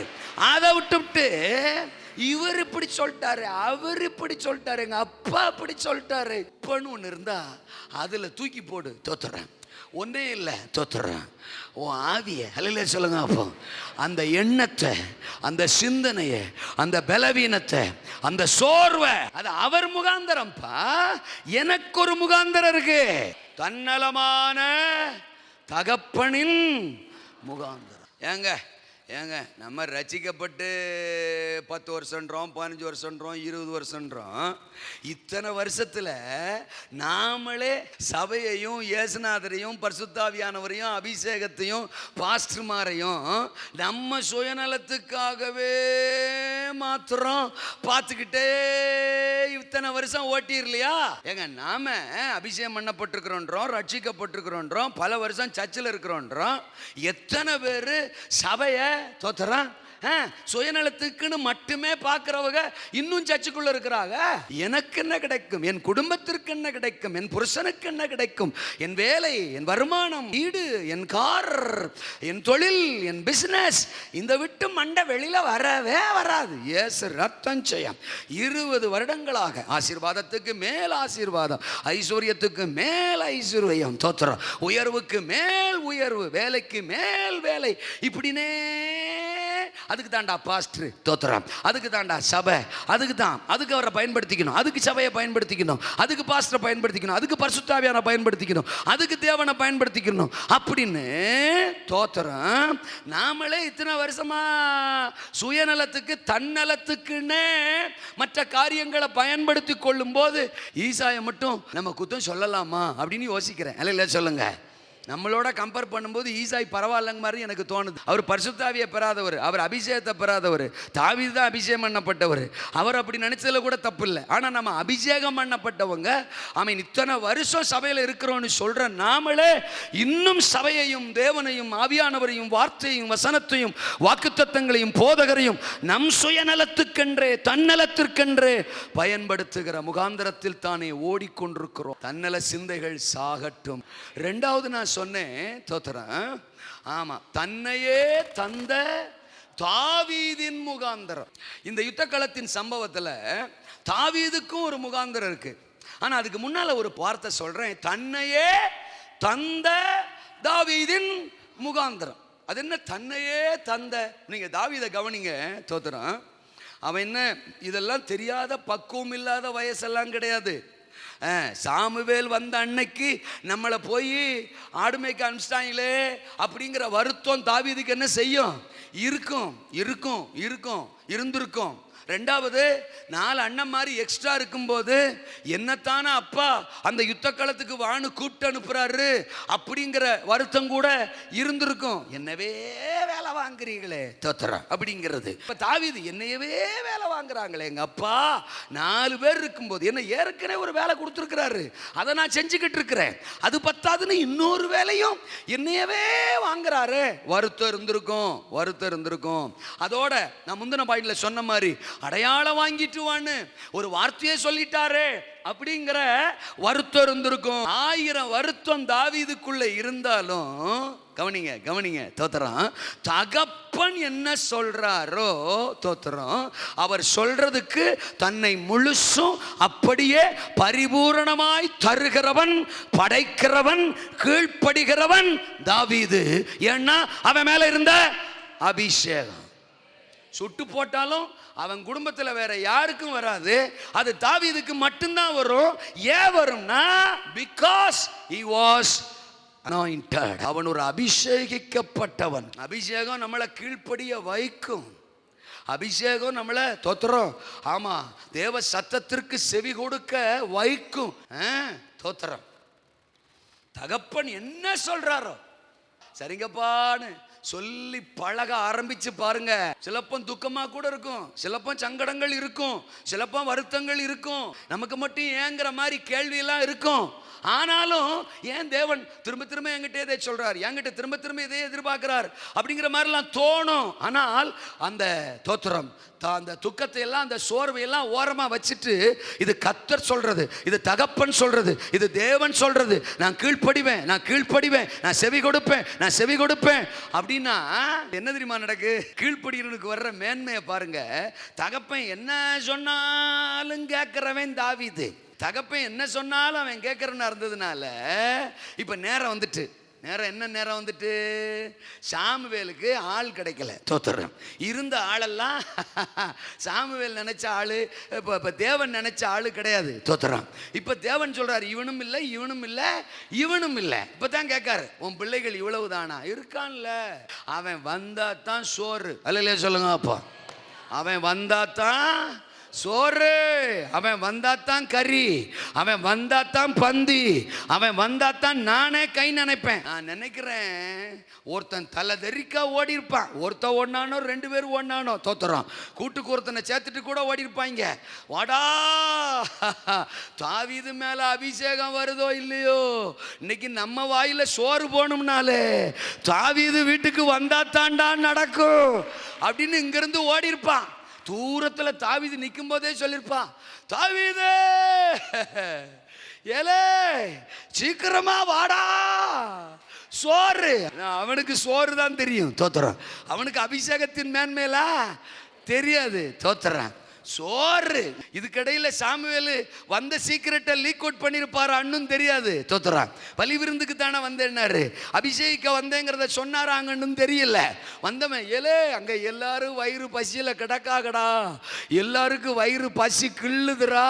தோத்துறோம், எங்களுக்கு ஓவராவே இருக்குடா, ஏன்னா நாங்க தானே இம்புட்டு நேரம் ஓடி வந்திருக்கோம், மேலையும் கீழையும் இறைக்குதுரா. தோத்துறான், ஒடியாந்துரு அப்படின்னு தாவீது இங்கிருந்து ஓடி போய் எந்த இடம் உங்களை புறக்கணித்ததோ அந்த இடத்திலிருந்து கனத்திற்குரிய அழைப்பு வரும். கனத்திற்குரிய ஹானரபிள் காலிங், ஹானரபிள் காலிங், கனத்திற்குரிய அழைப்பு வரும். வாயை கட்டி வகுத்தை கட்டி கையை கட்டி அம்பிட்டு பயலும் பந்திக்கு முன்னால் அமைதியா உட்காந்துருக்கான். தோத்துறான். அவன் வருவானா? தாவீது வர தாமதம் ஆகுது. ஐயோ, படக்கு படக்கு படக்கு படக்கு படக்குன்னு காலையில இவங்க எல்லாம் ஒரு சைஸா நெஞ்சு நிமித்திட்டு இருந்து, படா போய் ஆடு மேய்க்கிறத பாடுறா, படா படா, உனக்கண்ணா இங்கே வேலை. சாமுவேல் வர்றாரு, அவர் வர்ற அன்னைக்கு நீ இங்க இருந்து என்ன பண்ண போற, படா அப்படின்னு எல்லா பேரும் சொல்லியிருப்பான். ஒருவேளை அப்பாட்ட ரெக்வஸ்ட் பண்ண முடியலட்டா கூட 2 அண்ணன் மாற்றியாவது சொல்லியிருப்பான். ஏன்னா நீயாவது சொல்லுன அப்படின்னு இருப்பான். படா அப்படின்னு விரட்டி விட்டவங்க எல்லாம் இப்போ கையை கட்டிட்டு நிற்கிறாங்க. தோத்துறான். ஊர் உங்களை புறக்கணிச்சிச்சா, உலகம் உங்களை புறக்கணிச்சிச்சா, மனுஷன் உங்களை புறக்கணிச்சானா, மச்சான் உங்களை புறக்கணிச்சானா, கர்த்தருக்கு சோத்திரம். நீங்கள் தகப்பனுக்கு கீழ்ப்படிஞ்சு மட்டும் பாருங்க, அவர் சத்தத்துக்கு கீழ்ப்படிஞ்சு மட்டும் பாருங்க. பலிபீடத்திலிருந்து வருகிற ஒவ்வொரு வார்த்தைக்கும் உங்களை அர்ப்பணிச்சு பாருங்க. வலிச்சா கூட கீழ்ப்படிங்க. அது உங்களுக்கு சங்கடமா இருந்தா கூட கீழ்ப்படிங்க. ஏன்னா அது கர்த்தருடைய வார்த்தை, அது தகப்பனுடைய வார்த்தை. தோத்திரம். கீழ்ப்படிய கீழ்ப்படிய கீழ்ப்படிய கீழ்ப்படிய உச்சிதங்களும் உயர்வுகளும் உன்னதங்களும் மேன்மைகளும் சிங்காசனங்களும் மகிமையும் மகிழ்ச்சியும் மகுடமும் நீங்க இருக்கிற இடம் தேடி வரும். அபிஷேகம் நம்ம இருக்கிற இடத்துக்கு எல்லாத்தையும் என்ன செய்யும்? இழுக்கும். சாமுவேலையும் இழுக்கும், சகோதரனையும் இழுக்கும், சகல மனுஷரையும் அது இழுக்கும். அது வசீகரிக்கும் அபிஷேகம். சும்மாவா நான் உன் மேல இறங்கி வந்திருக்கேன், ஆவியானவரை சும்மாவா உன் மேல ஊத்தி இருக்கிற. இன்னொரு பாயிண்ட் சொல்லவா, இன்னும் அவன் தலை மேல அபிஷேகம் வரல. தேவ திட்டத்துல முன்குறிப்பு மட்டும்தான் இருக்கு. இன்னும் அபிஷேகம் தாவீது மேல வரல. அப்படி அபிஷேகம் வர்றதுக்கு முன்னாலேயே அவன் இருக்கிற இடத்துக்கு சகலத்தையும் இழுத்து கொண்டு வந்து போட்டிருப்பாருன்னா நம்ம மேல எத்தனை மகிமையான அவருடைய அபிஷேகத்தை ஏற்கனவே ஊத்தி வச்சிருக்கிறாரு. எல்லாத்தையும் கொண்டு வந்து பாதப்படியில போடுவாரு. தான் அப்பாவுடைய முகாந்திரம். அதே அதிகாரத்தில் தொடர்ந்து 16 அதிகாரத்தில் தொடர்ந்து படிச்சு பார்த்தீங்கன்னா தோத்தரா. ஆமா, அடுத்து அந்த 16 அதிகாரம் 19ஆம் வசனத்தில் இன்னொரு இடத்திலிருந்து அழைப்பு வருது. சவுலுடைய அரண்மனையிலிருந்து என்ன அழைப்பு? தோத்தரா. ஐயா, ராஜா பேய் பிடிச்சு கிடக்காரு. தோத்தரா. ராஜா பேயால ஆடுறாரு. ஆமா, ஜனங்களை ஆளுவார்னு பார்த்தா சாத்தான் அவனை ஆளுகிறாரு. தோத்தரா. ஒரே ஆட்டமா இருக்கு. தோத்தரா. ஆமா, பேய் பிடிச்சா ஆடிக்கிட்டு இருக்க வேண்டியதானே. தோத்திரம். பேய் பிடிச்சவன் சீட்ல உட்கார்ந்துருக்கான், பேய் பிடிச்ச ஆளு சீட்ல உட்கார்ந்துருக்கு. அப்ப பேயே அவரை ஆட்டுது. அவர் சிங்காசனத்துல உட்கார்ந்திருந்து என்ன பிரயோஜனம்? அவர் ஆளல, பேய் தான் ஆளுது. அவரையும் சேர்த்து பேய் ஆளுது, அவரை பேய ஆட்டுது. அங்க ஒரு டவுசர் இருக்கிறானாமே, அங்க ஒரு சிறுவன் இருக்கிறானாமே, அங்க ஒரு தகப்பன் சத்தத்துக்கு செவி கொடுக்கிறவன், தகப்பனுடைய வார்த்தைக்கு கீழ்ப்படுகிறவன், அபிஷேகத்தை சுமக்கிறவன் இருக்கிறானாமே, அவன் இங்க வந்தாகணும். சகோதரர்கள் வீட்டிலிருந்து அழைப்பு, இப்ப சவுலின் அரண்மனையிலிருந்து அழைப்பு. தேவனுடைய முகாந்தரம் தெரியுதா? தேவனுக்கு கீழ்ப்படிஞ்சா என்ன மேன்மனு தெரியுதா? தகப்பன் வார்த்தைக்கு கீழ்ப்படிஞ்சா என்ன மேன்மனு தெரியுதா? தாவீது 1000 தான் தனக்கு சங்கடம் இருந்தாலும், 1000 தான் தனக்கு வருத்தம் இருந்தாலும் தோத்திரம், தான் அங்கே புறக்கணிக்கப்பட்டாலும், தனக்கான ஹானர் அங்கே கிடைக்கலாட்டாலும் தோத்திரம், தகப்பன் சொல்லிட்டாரு, வான்னா வருவேன், போனா போவேன், இதை செய்யினா செய்வேன், இதை பண்ணுனா பண்ணுவேன், அவர் என்ன சொல்றாரோ அதுக்கு நான் செவி கொடுப்பேன் அப்படின்னு செவி கொடுத்தான் பாருங்க.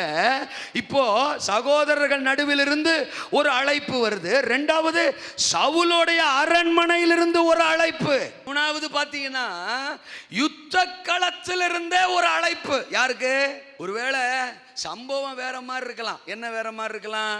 அவங்க அப்பா இவனை கூப்பிட்டு அண்ணன் மேல பார்த்துட்டு வா, இந்த பதார்த்தங்களை கொண்டு போய் கொடுத்துட்டு வா அப்படின்னு சொல்லி அனுப்பி இருந்திருக்கலாம். அண்ணன் மேல பார்க்கறதுக்கு இவன் வந்திருந்திருக்கலாம். ஆனால் எல்லாம் முடியும் போது நமக்கு ஒண்ணு தெரியுது. தோத்தரான். ஆண்டவர் பிளான் பண்றாரு. தாவீது இங்க பெரிய பெரிய பேண்ட் எல்லாம் இருக்குதுரா, ஆனா நீ டவுசர்ரா. தோத்தரான். ஆனா இங்க எல்லாம் எல்லாம் அந்த கோலியாத்துக்கு முன்னால நிக்க முடியாம பேண்ட் போட்டுக்கிட்டே தோத்துறோம். அல்லேலூயா. எல்லாம் பயந்துட்டு கிடக்குது ராய்.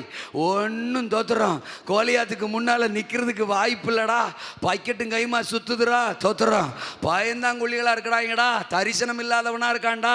தடுமாறுறவனா இருக்கிறான்டா. தன்னலமானவனா இருக்கிறான்டா. அதனால தோத்துறோம். இப்ப வந்து தேசத்தை காப்பாற்றணும்னா அது ஒன்னால மட்டும்தான்டா முடியும். ஒரே ஒரு ஆப்ஷன், ஒரே ஒரு வழி, ஒரே ஒரு பதில். அது ஒன்லி த்ரூ யூ. அது ஒன்னால மட்டும்தான் முடியும். நீ சும்மா வந்துட முடியாது. ஏன்னா உங்க அப்பங்கிட்ட சிக்கிக்கிட்டு இருக்கிற. ஆனால் உங்க அப்பனுக்கே ஒரு ஐடியாவை கொடுக்குறேன். கர்த்தருக்கு ஸ்தோத்திரம். உங்க அண்ணமாரை பார்க்குற மாதிரி, உங்க அண்ணமாருக்கு பதார்த்தங்களை தூக்குற மாதிரி தோத்துறான். அதை நீயே கொண்டு வர சொல்ற மாதிரி உங்க அப்பாவுக்கு ஒரு ஐடியாவை கொடுத்து உங்க அப்பா ரூட்ல ஒன்ன கிளப்பி தூக்கிட்டு வர்றேன்டா. நீங்க வந்தா தாண்டா காரியம் மாறுதலா முடியும். நீங்க வந்தா தாண்டா தேசத்துக்கு ரட்சிப்பு, விடுதலை, எதிரிக்கு தோல்வி, மாற்றம். இப்படி சொல்லலாமா? தகப்பனுக்கு கீழ்ப்படியும் போது சகோதரர்கள் நடுவில் இருந்து ஒரு அழைப்பு, சவுலின் அரண்மனையில் இருந்து ஒரு அழைப்பு, சர்வ வல்லவரிடத்திலிருந்தே ஒரு அழைப்பு. யுத்த களத்துக்கு நீதான் தேவை. நான் ஒரு தீர்க்க தரிசனம் சொல்ல உந்தப்படுறேன். நீங்க தான் செய்யணும்னா அதை நீங்க தான் செய்யணும். உங்களை வச்சுத்தான் அதை நடப்பிக்கணும்னு தேவ திட்டமா இருந்தா அது உங்களை வச்சுத்தான், உங்களை கொண்டுதான். ஒருவேளை அதற்கு நீங்களும் மனம் இல்லாம இருக்கலாம், உங்களை சுற்றி இருக்கிறவங்களும் மனம் இல்லாம இருக்கலாம். யாருக்கு மனம் இல்லாம இருந்தாலும் அவருக்கு மனம் இருக்கு, அவருக்கு எண்ணம் இருக்கு, அவருக்கு சித்தம் இருக்கு, அவருக்கு முகாந்தரம் இருக்கு. அதனால தாவீதே, உன்னை கொண்டு நிறைவேற்ற வேண்டும் என்பது உன்னை கொண்டே தான் நிறைவேற்ற வேண்டும். அதுக்குன்னே நான் உன்னை தூக்குவேன், அதுக்குன்னே நான் உன்னை அழைப்பேன், அதுக்குன்னே நான் உன்னை கொண்டு வருவேன், அதுக்குன்னே நான் உன்னை நிறுத்துவேன். சின்ன சின்ன கீழ்ப்படிதல் எவ்வளோ ஆசீர்வாதத்தை கொண்டு வருது பாருங்க. நம்ம சும்மா சாதாரணமாக கண்டுக்கிறாம போயிடுறோம் பல விஷயங்களை. இதில் எல்லாத்திலையுமே மனுஷர்களுடைய வேலைகள் இருந்தாலும், அதாவது சகோதரன் ஒரு பக்கம் பேசுகிறான், அப்பா ஒரு பக்கம் செய்கிறாரு, செயல்படுறாரு, கோலியாத் ஒரு மாதிரி பேசுகிறான், சவுல் ஒரு மாதிரி பேசுகிறான். இது எல்லாமே இருந்தாலும் இது எல்லாமே தேவனுடைய பரிபூரண சித்தத்திற்கான நகர்வு. அல்லே சொல்லுங்க அப்பா. அப்படித்தான் காயை கொஞ்சம் கொஞ்சமா நகர்த்தி தாவீதை கொண்டு போய் சிங்காசனத்தில் உட்கார வைக்கணுங்கிறது தேவனுடைய திட்டம்.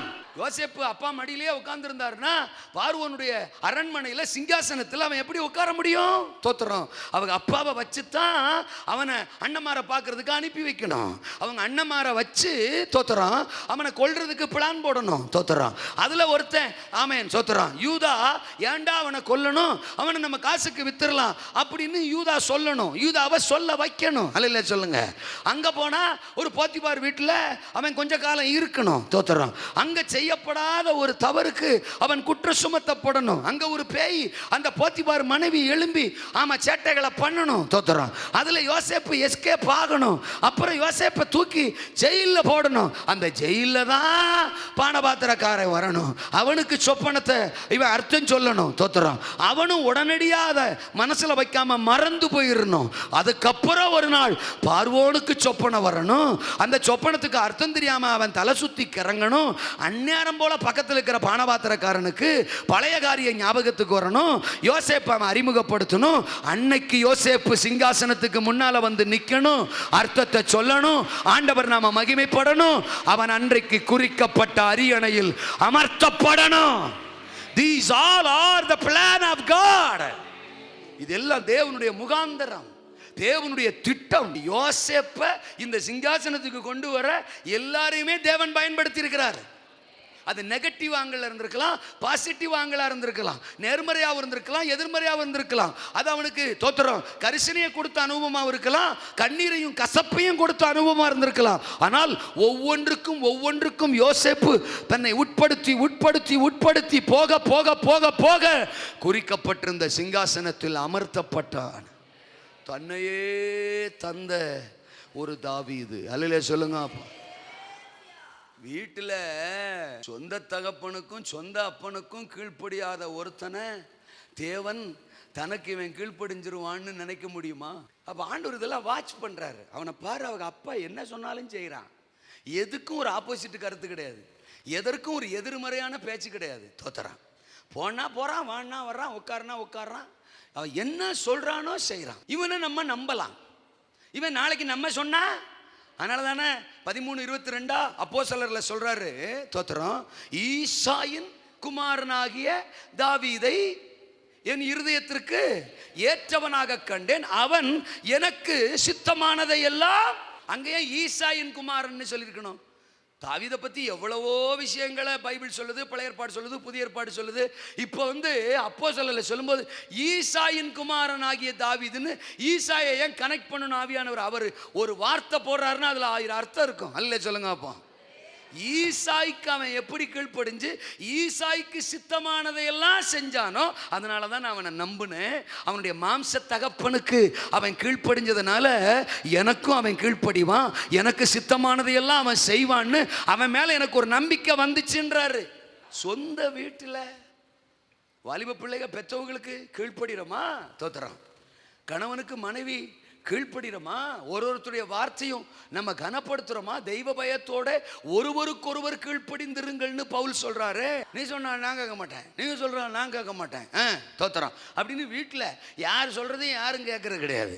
அப்புறம் பாஸ்டர் சொன்னாலும் கேட்கறது கிடையாது. ஆனால் நாம சொன்னா மட்டும் இயேசுநாதர் உடனே கேட்டு வல்லமை அப்படியே இறக்கிடணும், நம்மளை அப்படியே நிரப்பிடணும், அபிஷேகத்தினால நிரப்பிடணும். கணக்கால் அளவு கிடையாது, நீச்சல் ஆழம் கொதவளை வரைக்கும் நம்மளை நிரப்பி நம்முடைய ஆயிரங்களுக்கும் லட்சங்களுக்கும் வல்லமையாக நம்மளை பயன்படுத்தணும். நம்ம கையை நீட்டுறதுக்குள்ள பிசாசு ஓடிடணும். அற்புதங்கள் அடையாளங்கள் நடக்கணும். எழுப்புதலில் நான் தான் முதலாவது முன்னணியில் நிற்பேன். கொன்னுடுவார் கோதோலை நெரிச்சு. தாவீது தகப்பனுக்கு கீழ்ப்படிஞ்ச முடிஞ்சிச்சு. அதனால தான் அவனை தேவனால நம்ப முடிஞ்சிச்சு. இப்படி தன்னையே தந்த அந்த தாவீதுக்கு அவனுக்கு ஒரு முகாந்திரம், தாவீதுக்கு ஒரு முகாந்திரம் இருந்துச்சு. அது என்ன முகாந்திரம் அப்படின்னா என்ன இருந்திருக்கும்? 2 விஷயம் இருந்திருக்கும். ஒன்று, அண்ணமார பார்க்கணும். அல்லே சொல்லுங்க. அப்போ சகோதரர்களை பார்க்கணும். 2வது, சண்டைய பார்க்கணும். அங்க நடக்கிற சண்டைய பார்க்கணும். அப்ப தாவீது முகாந்திரம் என்ன? சகோதரரை பார்க்கணும், சண்டைய பார்க்கணும், ஏதோ ஒன்ன பார்க்கணும். அல்ல சொல்லுங்க. அப்பா ஆமா, ஆசீர்வாதத்தை பார்க்கணும், அற்புதத்தை பார்க்கணும், ஆண்டவரை பார்க்கணும், ஆவியானவரை பார்க்கணும். அப்படின்னு வந்துட்டா தப்பு இல்லை. அல்ல சொல்லுங்க. அப்போ அண்ணமாரை பார்க்கணும், எனக்கானதை பார்க்கணும், நான் எதுக்கு இங்கே வந்திருக்கிறேனோ அதை நான் பார்த்துட்டு போகணும். அப்படிங்கிற மாதிரி தான் தாவீதுக்கு முகாந்திரம். ஒருவேளை நாமும் கூட அப்படித்தான் ஏதோ ஒரு ஆசீர்வாதத்தை, நமக்கானதை, நமக்குரியதை, நம்ம குடும்பத்துக்குரியதை தோத்துறோம். அப்படிப்பட்ட அந்த நன்மைகளை பார்த்துடணும் அப்படிங்கிற நோக்கத்தோடு கூட வந்திருக்கலாம். ஆனால் இதெல்லாம் தாண்டித்தான் நம்மை குறித்து தகப்பனுக்கு ஒரு நோக்கம் இருக்கிறது. ஒரே ஒரு எண்ணம், ஒரு நம்ம மைண்டில் எப்பொழுதும் ஆழமாக இருக்கணும். நம்முடைய ஃபோக்கஸ், நம்முடைய ஒன்லி ஃபோக்கஸ் should be தோத்திரம் ஜீசஸ். இயேசுவா மட்டும் நம்முடைய நோக்கம், நம்முடைய ஃபோக்கஸ் இருந்துட்டுனா மேகம் போன்ற இத்தனை திரளான சாட்சிகள் நம்மை சூழ்ந்து கொண்டிருக்க, பாரமான யாவற்றையும் நம்மை சுற்றிலும் நெருங்கி நிற்கிற பாவத்தையும் தள்ளிவிட்டு, எபிரேயர் 12:1, தள்ளிவிட்டு விசுவாசத்தை துவக்குகிறவரும் முடிக்கிறவருமாயிருக்கிற இயேசுவை நோக்கி நமக்கு நியமித்திருக்கிற ஓட்டத்திலே பொறுமையோடு நம்முடைய ஃபோக்கஸ். ஆமாம், ஒவ்வொரு நாளும் நான் சர்ச்சுக்கு வரும்போது மட்டும் சொல்லலை, உங்களுடைய ஒவ்வொரு அனுதின அன்றாட நடவடிக்கைகள், வேலைகள், படிப்பு எதுவாக இருக்கட்டும், ஒவ்வொரு நாளுமே உங்களுடைய ஃபோக்கஸ் இயேசுவா மட்டும் இருக்கணும். நீங்கள் வேலைக்கு போனாலும் பணம் சம்பாதிக்கணும் அப்படின்னு இல்லாமல், ஏற மற்ற காரியங்கள்லையே நோக்கம் இல்லாமல், ஒவ்வொரு நாளும் நான் கர்த்தருக்குரிய இந்த நாளை கர்த்தர் எனக்கு கிருபையாக கொடுத்துருக்கிறாரு, அந்தந்த நாளுக்கான கிருபைகளால் அவர் நிரப்புறார். காலை தோறும் அவருடைய கிருபைகள் புதிதாக இருக்கிறது. இந்த நாளில் நான் சாதிக்க வேண்டியது, இந்த நாளில் நான் செய்ய வேண்டியது, இந்த நாளில் நான் நிறைவேற்ற வேண்டியது, எனக்காக காத்திருக்கிற இருக்கிறது. ஒரு நாளை எக்ஸ்டெண்ட் பண்ணி கர்த்தர் எனக்கு கொடுத்திருப்பாருனா, என் ஆயுசு நாட்கள்ல ஒரு நாளை கூட்டி தந்திருப்பாருனா, அப்ப இந்த நாள்ல என்கிட்ட ஏதோ ஒன்ன பரலோகம் எதிர்பார்க்குது, தேவன் எதிர்பார்க்கிறார், பரிசுத்தாவியானவர் எதிர்பார்க்கிறார். அதற்கு நான் என்ன செய்யணும்? அதை நோக்கி நான் ஓடணும். அதற்கு எனக்கு தேவன் பலன் வேணும், அதற்கு எனக்கு வார்த்தை வேணும், அதற்கு எனக்கு ஆவியானவர் வேணும்னு அந்த ஒவ்வொரு நாளையும் தோத்துறோம் கழிப்பதற்கு, எதற்காக தந்தாரோ அதற்கென்றே கழிப்பதற்கு தோத்துறோம். நம்ம தேவனை இயேசுவை மாத்திரம் ஃபோக்கஸா வச்சுட்டு ஓட கர்த்தர் நமக்கு உதவி செய்வாராக. தாவீதுக்கு இங்க வந்தது கூட யுத்தத்தை பார்க்கணும், சண்டையை. அவங்க அண்ணன் தான் சொல்றான், நீ யுத்தத்தை பார்க்கத்தானே வந்த, அப்ப சண்டையை பார்க்கணும், சகோதரனை பார்க்கணும், ஏதோ ஒன்ன தனக்கானதை தான் விரும்பினதை பார்க்கணுங்கிற மாதிரி தான் தாவீது வர்றான். No no no no no no no, நீங்க விரும்புறத பார்க்கறதுக்கு அல்ல ஆண்டவர் உங்களை ரட்சிச்சது, அழைச்சது, அபிஷேகம் பண்ணது, யுத்த களத்துக்கு கொண்டு வந்தது. தேவன் விரும்புறத நீங்களும் பார்க்கணும், உலகமும் பார்க்கணும், லட்சங்கள் பார்க்கணும், கோடிகள் பார்க்கணும், தேவனும் பார்க்கணுங்கிறதுக்கு தான் தேவன் உங்களை அழைச்சு அபிஷேகம் பண்ணி வச்சிருக்கிறாரு. நான் விரும்புறத பார்க்கறதுக்கு இல்ல, நான் விரும்புறத பார்க்கறதுக்கு இல்ல, தேவன் விரும்புறத என் மூலமாக நிறைவேற்றுவதற்கு தேவன் என்னை ரட்சித்தார், அழைத்தார், அபிஷேகித்தார். அவருக்கு மகிமை. மூன்றாவது நான் சொன்னேன், தளரப்பண்ணும் சகோதரரின் முகாந்திரம். என்ன முகாந்திரமா? தளர பண்ணுகிற சகோதரர்கள். அந்த சகோதரர்களுக்கு ஒரு முகாந்திரம். இந்த 17ஆம் அதிகாரத்தின் 28வது வசனம், அந்த மனுஷரோட அவன் பேசிக்கொண்டிருக்கிறதை அவன் மூத்த சகோதரனாகி எலியாப் கேட்டபோது அவன் தாவீதின் மேல் கோபம் கொண்டு, நீ இங்கே வந்தது என்ன? வனாந்தரத்தில் உள்ள அந்த கொஞ்ச ஆடுகளை யார் வசத்தில் விட்டாய்? யுத்தத்தை பார்க்க அல்லவா வந்தாய்? உன் துணிகரத்தையும் உன் இருதயத்தின் அகங்காரத்தையும் நான். தாவீதை பத்தி அவங்க அண்ணன்மாருக்கு ஒரு முகாந்திரம். என்ன முகாந்திரம் தெரியுமா? அவன் ஆடு மேய்க்கிறவன் ஆடை மட்டும்தான் மேய்க்கணும், தோத்திரம். அவன் வனாந்திரத்தில் இருக்கிறவன் வனாந்திரத்தில் மட்டும்தான் இருக்கணும். அவன் சின்ன பயலாவே இருக்கணும். அவன் படை பயிற்சி எல்லாம் இல்லாதவன், அவன் யுத்தத்தில் பழக்கமே இல்லாதவன். அதனால அவன் அப்படியே தான் இருக்கணும், தோத்துறான். இன்னும் சொல்ல போனா தங்களை மாதிரியே ஒரு பயந்தாங்கொல்லியா, தங்களை மாதிரியே ஒரு சுயநலவாதிகளா அவன் என்ன செய்யணும்? இருக்கணும். இதுதான் தோத்துறான் தாவீதின் சகோதரர்களுக்குள்ள முகாந்தரம். சகோதரர்களை பாருங்க, நீ டவுசரு, நீ சின்ன பையன், தோத்துறான். அந்த ஆடுகளை மேய்க்கிறத விட்டு இங்க என்னத்துக்கு வர்ற? அவனை எப்படியெல்லாம் டேமேஜ் பண்றாங்க பாருங்க, தோத்துறான். அவன் வந்து இங்க ஒரு ஆளு நின்றுக்கிட்டு, நான் போய் இவனை போடுறேன், நான் போய் இவனை வீழ்த்துறேன், நான் தேசத்துக்கு மீட்பை கொண்டு வர்றேன், நான் தேசத்துக்கு ரட்சிப்பை கொண்டு வரேன்றான். இதை கேட்கறதுக்கே எவ்வளவு சந்தோஷமா இருக்கு. ஏங்க, போறான் போகல, சண்டை நடக்கலைங்க.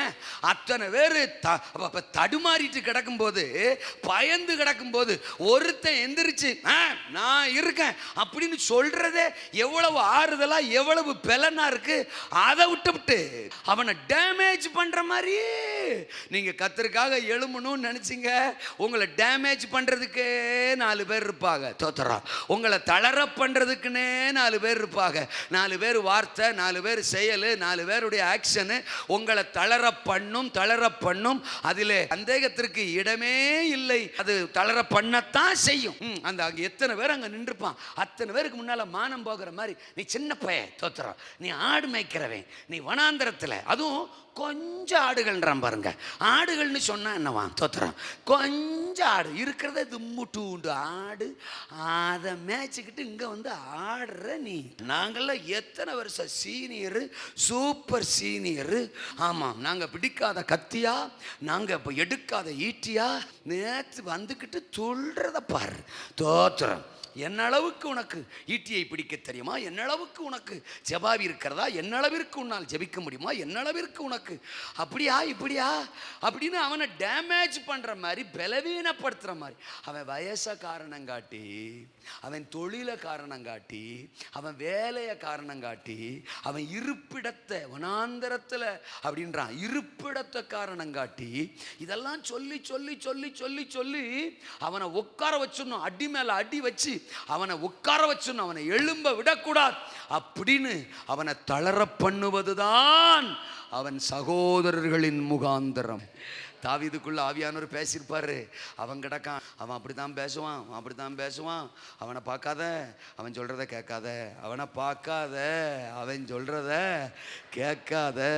இங்க ஒன்ன கூட்டு வந்தது அவன் கிடையாது, இங்க ஒன்னு அழைச்சி விட்டது அவன் கிடையாது, இங்க ஒன்னு அனுப்பி விட்டது அவன் கிடையாது.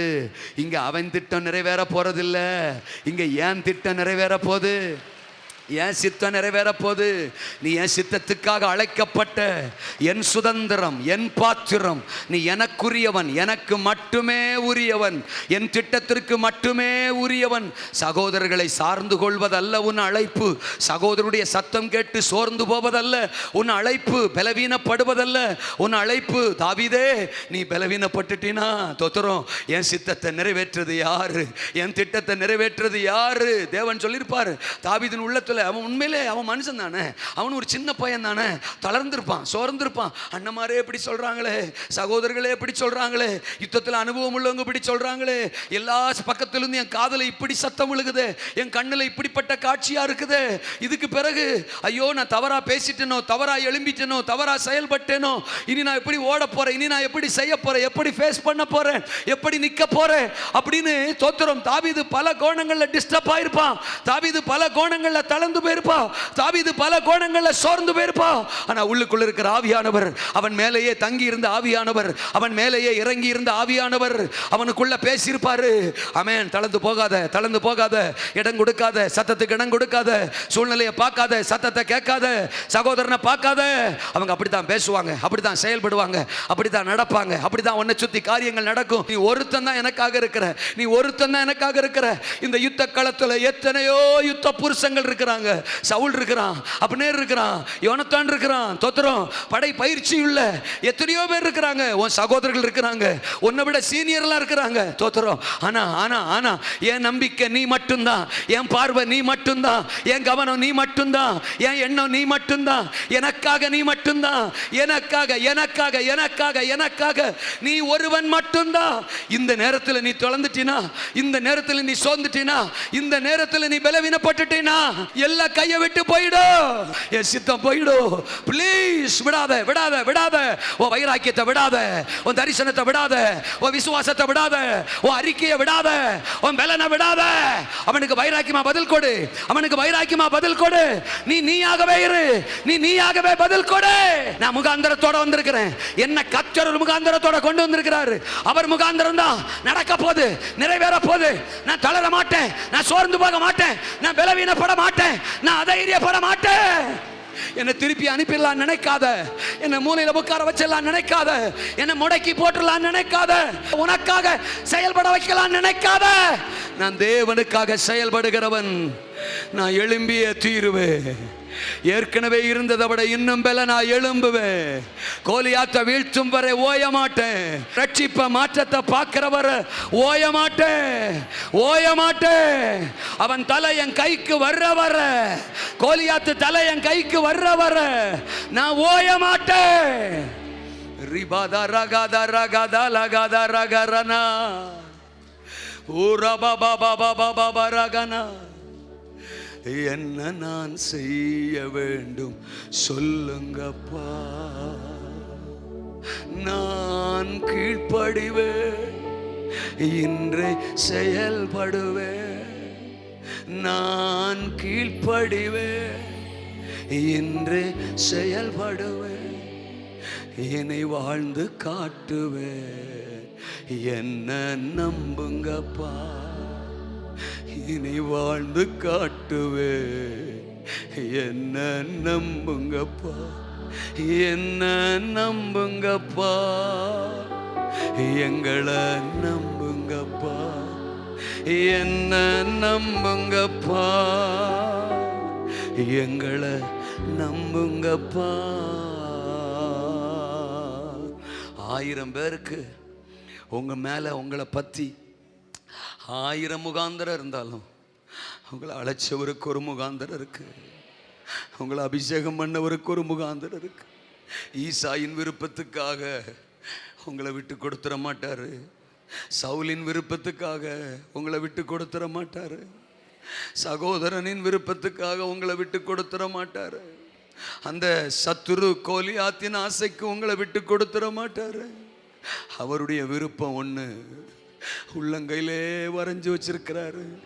உங்க தாயின் கர்ப்பத்தில் நீங்கள் உருவாகும் முன்பாகவே நீங்க யாருன்னு உங்களை பத்தி அறிஞ்சவர், உங்களை தெரிஞ்சவர், உள்ளங்கையில வரைஞ்சவர்.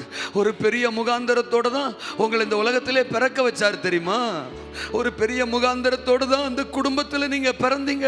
ஒரு பெரிய முகாந்தரத்தோட தான் உங்க மேல ஆவியானவர் ஊற்றப்பட்டார். இன்றைக்கு வரைக்கும் அவர் உங்களோட பேசிக்கொண்டே இருக்கிறார். உங்க மேல பெரிய பெரிய நம்பிக்கையை வச்சிருக்கிறார், பெரிய பெரிய எதிர்பார்ப்பு வச்சிருக்கிறார். தளர்ந்து போயிடாதீங்க, தளர்ந்து போயிடாதீங்க. ஓ என்ன நம்புங்கப்பா, எங்களை நம்புங்கப்பா, என்ன நம்புங்கப்பா. மனுஷனை பார்த்தா விழுந்துருவோம், சகோதரர்களை பார்த்தா விழுந்துருவோம், சூழ்நிலைகளை பார்த்தா விழுந்துருவோம், சோர்ந்துருவோம். எனக்காக இருக்கிற ஒருத்தன் நீயும் சோர்ந்துட்டேனா, எனக்காக இருக்கிற ஒருத்தன் நீயும் பலவீனப்பட்டுட்டேனா.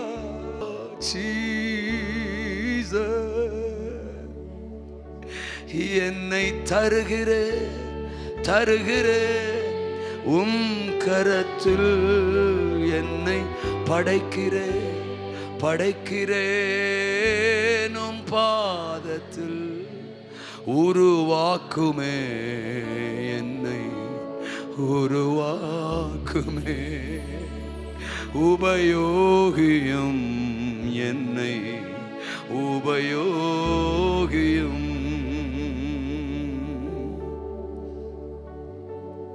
ஏன் தாவீது தேவனுக்கு அவ்வளோ முக்கியம்னா,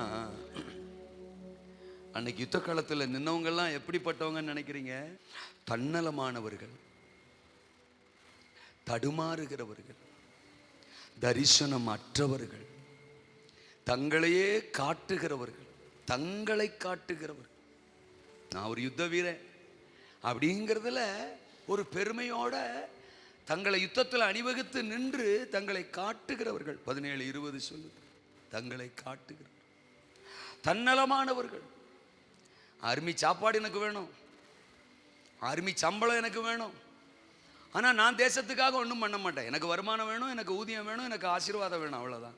தன்னலமானவர்கள், தடுமாறுகிறவர்கள். ஒரு கோலியாத்து வந்து முன்னாடி நிற்கிறான். 11ஆம் வசனத்தில் எல்லாரும் கலங்கி பயப்படுறான், தடுமாறுறான். ஒரு கோலியாத்துக்கு முன்னால நிற்கிறதுக்கு தடுமாற்றம். தடுமாறுகிறவர்கள், தன்னலமானவர்கள், தடுமாறுகிறவர்கள், தரிசனமற்றவர்கள். ஒரு தாவீதுக்குள்ள உண்டான தரிசனம் 40 நாள் அவன் வந்து கத்துறான். 40 நாள் வந்து கத்துறாங்க. ஒருத்தனுக்கு ஒரு பாரமும் அல்ல. ஆனா ஒரு நாள் கொஞ்ச நேரம் அந்த கோலியாத்து பேசினதை கேட்டான் பாருங்க, அவனால ஜீரணிக்க முடியல. அபிஷேகம் உனக்குள்ள இருந்தா யாரு பேசினாலும் நீ எழும்பிடுவ தேவனுக்காக. கோலியாத்து பேசியே தாவீது என்ன செஞ்சானா? எழும்புனானா. கோலியாத்து பிரசங்கம் பண்ணி தாவீது எழும்புனான்னா, ஆவியானவர் தேவ மனுஷன் ஊழியக்காரர் பேசும்போது நம்ம எழும்பாம இருக்க முடியுமா? ஆனா அவன் 40 நாள் பிரசங்கம் கேட்கிறான். 40 நாளும் ஒருத்தனுக்கும் ஒரு பாரம், ஒரு தரிசனம், நான் எழும்பணுங்கிற எண்ணம் சிந்த ஒருத்தனுக்கும் வரல. அப்போ முதல்ல தன்னலமானவர்கள், தடுமாறுகிறவர்கள், தரிசனமற்றவர்கள், தைரியம் இல்லாதவர்கள், தங்களை காட்டுகிறவர்கள், தங்களை காட்டுகிறவர்கள். தங்களை மட்டும் காட்டிக்கிறவான் யுத்தத்தில் இருக்கணும்னு. தங்களை காட்டுகிறவர்கள், தடை செய்கிறவர்கள். இன்னொருத்தன் எழுமுனா அவனை தடை பண்ணுவாங்க. தளர பண்ணுகிறவர்கள், அவனை சோர பண்ணி அவனை பலவீனப்படுத்தி தளர பண்ணுகிறவர்கள். தவறானவர்கள், தகுதியற்றவர்கள், தவறானவர்கள், தகுதியற்றவர்கள். எனக்கான தாவீது நீ ஒருத்த மட்டும்தான். தன்னலத்தோட உன் தகப்பனுக்கு ஒரு முகாந்தரம் இருக்கும்னா, தளர பண்றதுக்கு உன் சகோதரனுக்கு ஒரு முகாந்தரம் இருக்கும்னா, தன்னையே தந்து யுத்த களத்திற்கு வந்த உனக்கு கூட ஒரு முகாந்தரம் இருக்கும்னா, உன்னை அழைத்த, அபிஷேகம் பண்ணின, தெரிந்து கொண்ட, தரிசனமுள்ள எனக்கு உன்னை குறித்த முகாந்தரங்கள் ஏராளம் ஏராளம். சாதிக்கிற தரிசனத்தோட நீ எழும்பணும். சகோதரரையும் நீ எழுப்பணும். சத்துருவை நீ வீழ்த்தணும். சகலத்தையும் நீ கொள்ளையிடணும். அதுதான் உன்னை குறித்த என்னுடைய முகாந்தரம்னு கர்த்தர் சொல்றார். 4 பாயிண்ட் சொன்னேன். சாதிக்கிறவனா, சாதிக்கிற தரிசனத்தோட நீ எழும்பணும். சாதிக்கிற தரிசனத்தோட நீ எழும்பணும். சகோதரனையும் நீ எழுப்பணும், எழுப்பணும், எழுப்பணும். சத்துருவின் வல்லமைய நீ வீழ்த்தணும், நீ வீழ்த்தணும், நீ வீழ்த்தணும். சகலத்தையும் நீ கொள்ளையிடணும், கொள்ளையிடணும். 50 வசனம், 51 வசனம், 52 வசனம், 53 வசனம் குறிச்சு வச்சுக்கோங்க. 1 சாமுவேல் 17 தோத்துறேன். யாருமே சாதிக்காத ஒன்ன நீ சாதிக்கும்படி அந்த சாதிக்கிற தரிசனத்தோட எழும்பணும். அதுதான் உன்னை குறித்த என்னுடைய முகாந்தரம். அந்த முகாந்தரத்தை நான் நிறைவேற்றுவேன்னு சொல்றார். உன் தகப்பனுடைய தன்னலத்தை தாண்டி, உன் சகோதரனுடைய தடைகளை தாண்டி, உன்னை தளர பண்ணுகிற வல்லமைகளை தாண்டி சாதிக்கிறவனாக, சாதிக்கிற தரிசனத்தோடு நீ எழும்பணும். நம்ம ஒவ்வொருத்தரை குறிச்சும் ஆண்டுடைய முகாந்திரம் என்னவா? சாதிக்கிற தரிசனமுள்ள ஆளா எழும்பி சாதிக்கணும். சவுல் சாதிக்காததை, மற்ற எவரும் சாதிக்காததை, இத்தனை ஆண்டுகள் எந்த மனுஷனாலும் சாதிக்க முடியாததை நீங்கள் எழும்பி சரித்திரம் படைக்கத்தக்கதான விதத்தில் சாதிக்கணும். சாதிப்பீங்க, சாதிக்க போறீங்க. அதுதான் உங்களை குறிச்ச தேவனுடைய முகாந்தரம். உங்கள் சகோதரர்கள் சாதிக்காததை, சவுல் என்கிற ராஜா சாதிக்காததை, எந்த யுத்த புருஷனும் சாதிக்காததை, எவராலும் சாதிக்க முடியாத ஒன்றை தாவீது நீ தனி ஆளா எழும்பி நின்று என் அபிஷேகத்தை சுமந்து தரிசனத்தில் நின்று நீ சாதிக்கணும். அதான் உன்னை குறிச்ச என்னுடைய முகாம். 2வது, சகோதரரையும் நீ என்ன செய்யணும்? எழுப்பணும். நீ சாதிக்கிறது மட்டும் இல்லை, நீ தரிசனத்தோட எழும்புறது மட்டும் இல்லை, நீ எழும்பிட்டா போதும். தோத்திரம் அந்த 52, 53 வசனங்கள்லாம் படித்தா, தாவீது எழும்பின உடனே இஸ்ரவேலர் எல்லோரும், யூதா மனுஷரும், தோத்திரம் ஆமாம் எல்லாரும் ஒன்று திரண்டு எழும்புகிறார்கள். பெலிஸ்தியரை மூர்க்கமாய் அவர்கள் துரத்துகிறார்கள். 17 அதிகாரத்தில் 52 வசனம். அப்பொழுது இஸ்ரவேலரும் யூதா மனுஷரும் எழும்பி ஆர்ப்பரித்து பள்ளத்தாக்கின் எல்லை மட்டும், எக்ரோனின் வாசல்கள் மட்டும், தோத்திரம் பெலிஸ்தியரை துரத்தினார்கள். 53 வசனம். இஸ்ரவேல் புத்திரர் பெலிஸ்தியரை மூர்க்கமாய் துரத்தின பின்பாடு திரும்பி வந்து அவருடைய பாளையங்களை என்ன செய்தார்கள்? கொள்ளையிட்டார்கள். தோத்திரம். யார் தடை பண்ணானோ, யார் தயங்கி நின்னானோ, தைரியம் இல்லாமல் நின்னானோ, தரிசனம் இல்லாமல் நின்னானோ, எல்லாருமே இப்போ தாவீதை பார்த்து தோத்திரம் தைரியம் உள்ளவர்களாய், தரிசனம் உள்ளவர்களாய், பாரம் உள்ளவர்களாய், நாமளும் எழுமணும், நாமளும் தாவீதோட கரம் கோர்க்கணும், நாமளும் செயல்படணும், நாமளும் யுத்தம் பண்ணணும், நாமளும் தேவனுக்காக சாதிக்கணும் அப்படின்னு எழும்பினார்கள். ஆக தன்னை தளர பண்ணின சகோதரர்களையும் கூட சேர்த்து தேவனுக்காக எழுப்பி விட்டுட்டார் தாவீது. அதுதான் உங்களை குறித்து, என்னை குறித்து தேவனுடைய முகாந்திரம். நானும் எழும்பணும், என் பக்கத்தில் இருக்கிற ஆளையும் நான் எழுப்பணும், நானும் எழும்பணும், என் குடும்பத்தையும் எழுப்பணும். இன்னும் சொல்லப்போனால் என்ன பகைச்சவனையும் எழுப்பணும், என்ன தளர பண்ண ஆளையும் எழுப்பணும், என்ன சோர பண்ணுற ஆட்களையும் நான் எழுப்பணும். என் பக்கத்தில் 2 டிக்கெட் இருந்தா அந்த 2 டிக்கெட்டு என் மூலமா எழும்பணும் தேவனுக்காக. இவங்க 2 பேரையும் நான் எழுப்புவேன். அப்படிங்கிற ஒரு தரிசனம் ஒவ்வொருத்தருக்கும் வந்துடுச்சுன்னா எல்லாரையும் எழும்பிடுவோம் பாருங்க. தோத்தரா எல்லாரும் பலன் உள்ளவர்களா, தரிசனம் உள்ளவர்களா மாறிடுவோம் பாருங்க.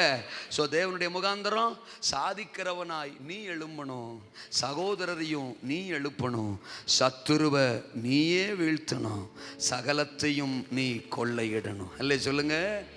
எவராலும் வீழ்த்த முடியாத சத்துரு கோலியாத்து தலை இப்போ தாவீது கையில். அல்ல சொல்லுங்க. இது வரைக்கும் கொக்கரிச்ச உங்கள் குடும்பத்துக்கு விரோதமா, உங்கள் தனிப்பட்ட வாழ்க்கைக்கு விரோதமா, ஆசீர்வாதத்துக்கு விரோதமா, தரிசனங்களுக்கு ஊழியங்களுக்கு விரோதமா கொக்கரித்த கோலியாத்தின் தலை இன்றைக்கு உங்கள் கையில். அவன் தலையை உன் கையில் கொடுத்துட்டேன்.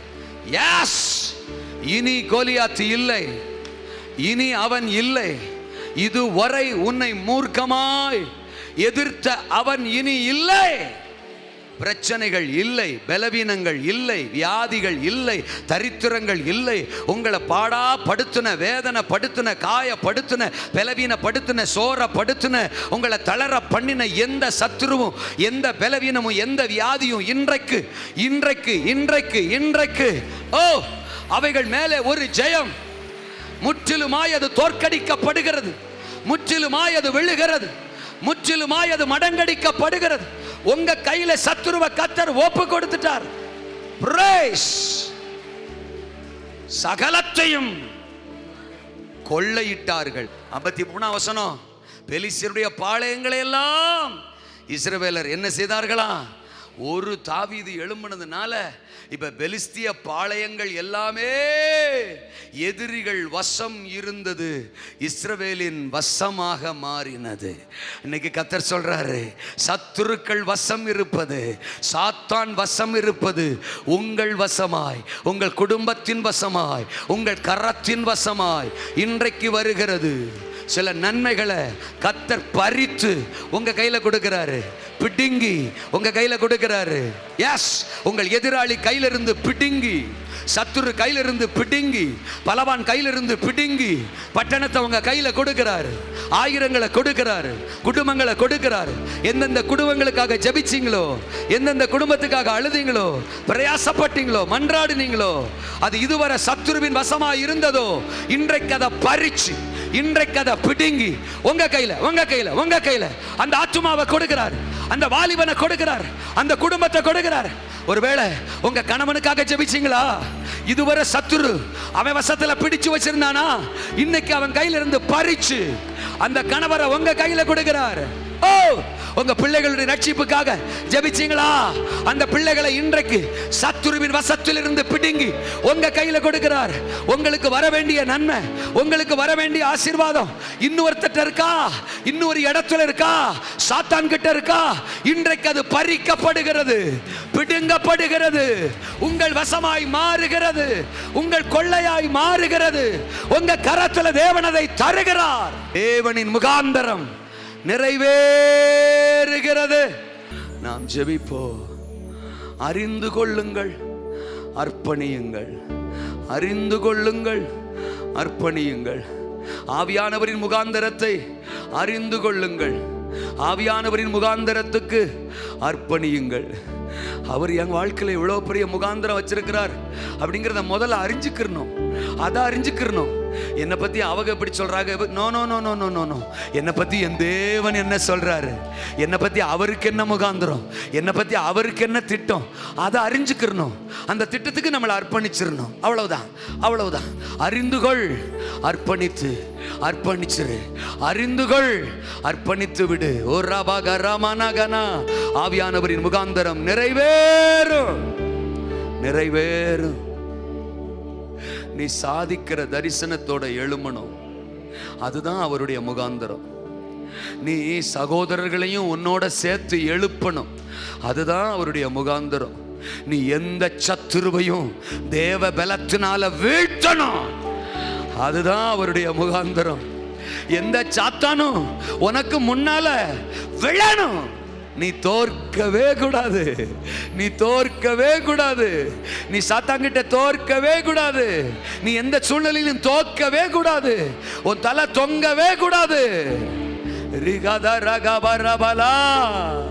சகலத்தையும் நீயே கொள்ளையிடணும், இந்த பட்டணத்தை நீயே கொள்ளையிடணும், ஆயிரங்களை லட்சங்களை நீயே கொள்ளையிடணும், சாத்தான்கிட்ட இருக்கிறத எல்லாத்தையும் நீயே கொள்ளையிடணும். என்ன நான் செய்ய வேண்டும் சொல்லுங்கப்பா, நான் கீழ்ப்படிவே, இன்றே செயல்படுவே, நான் கீழ்ப்படிவே, இன்றே செயல்படுவே, இனி வாழ்ந்து காட்டுவே என்ன நம்ப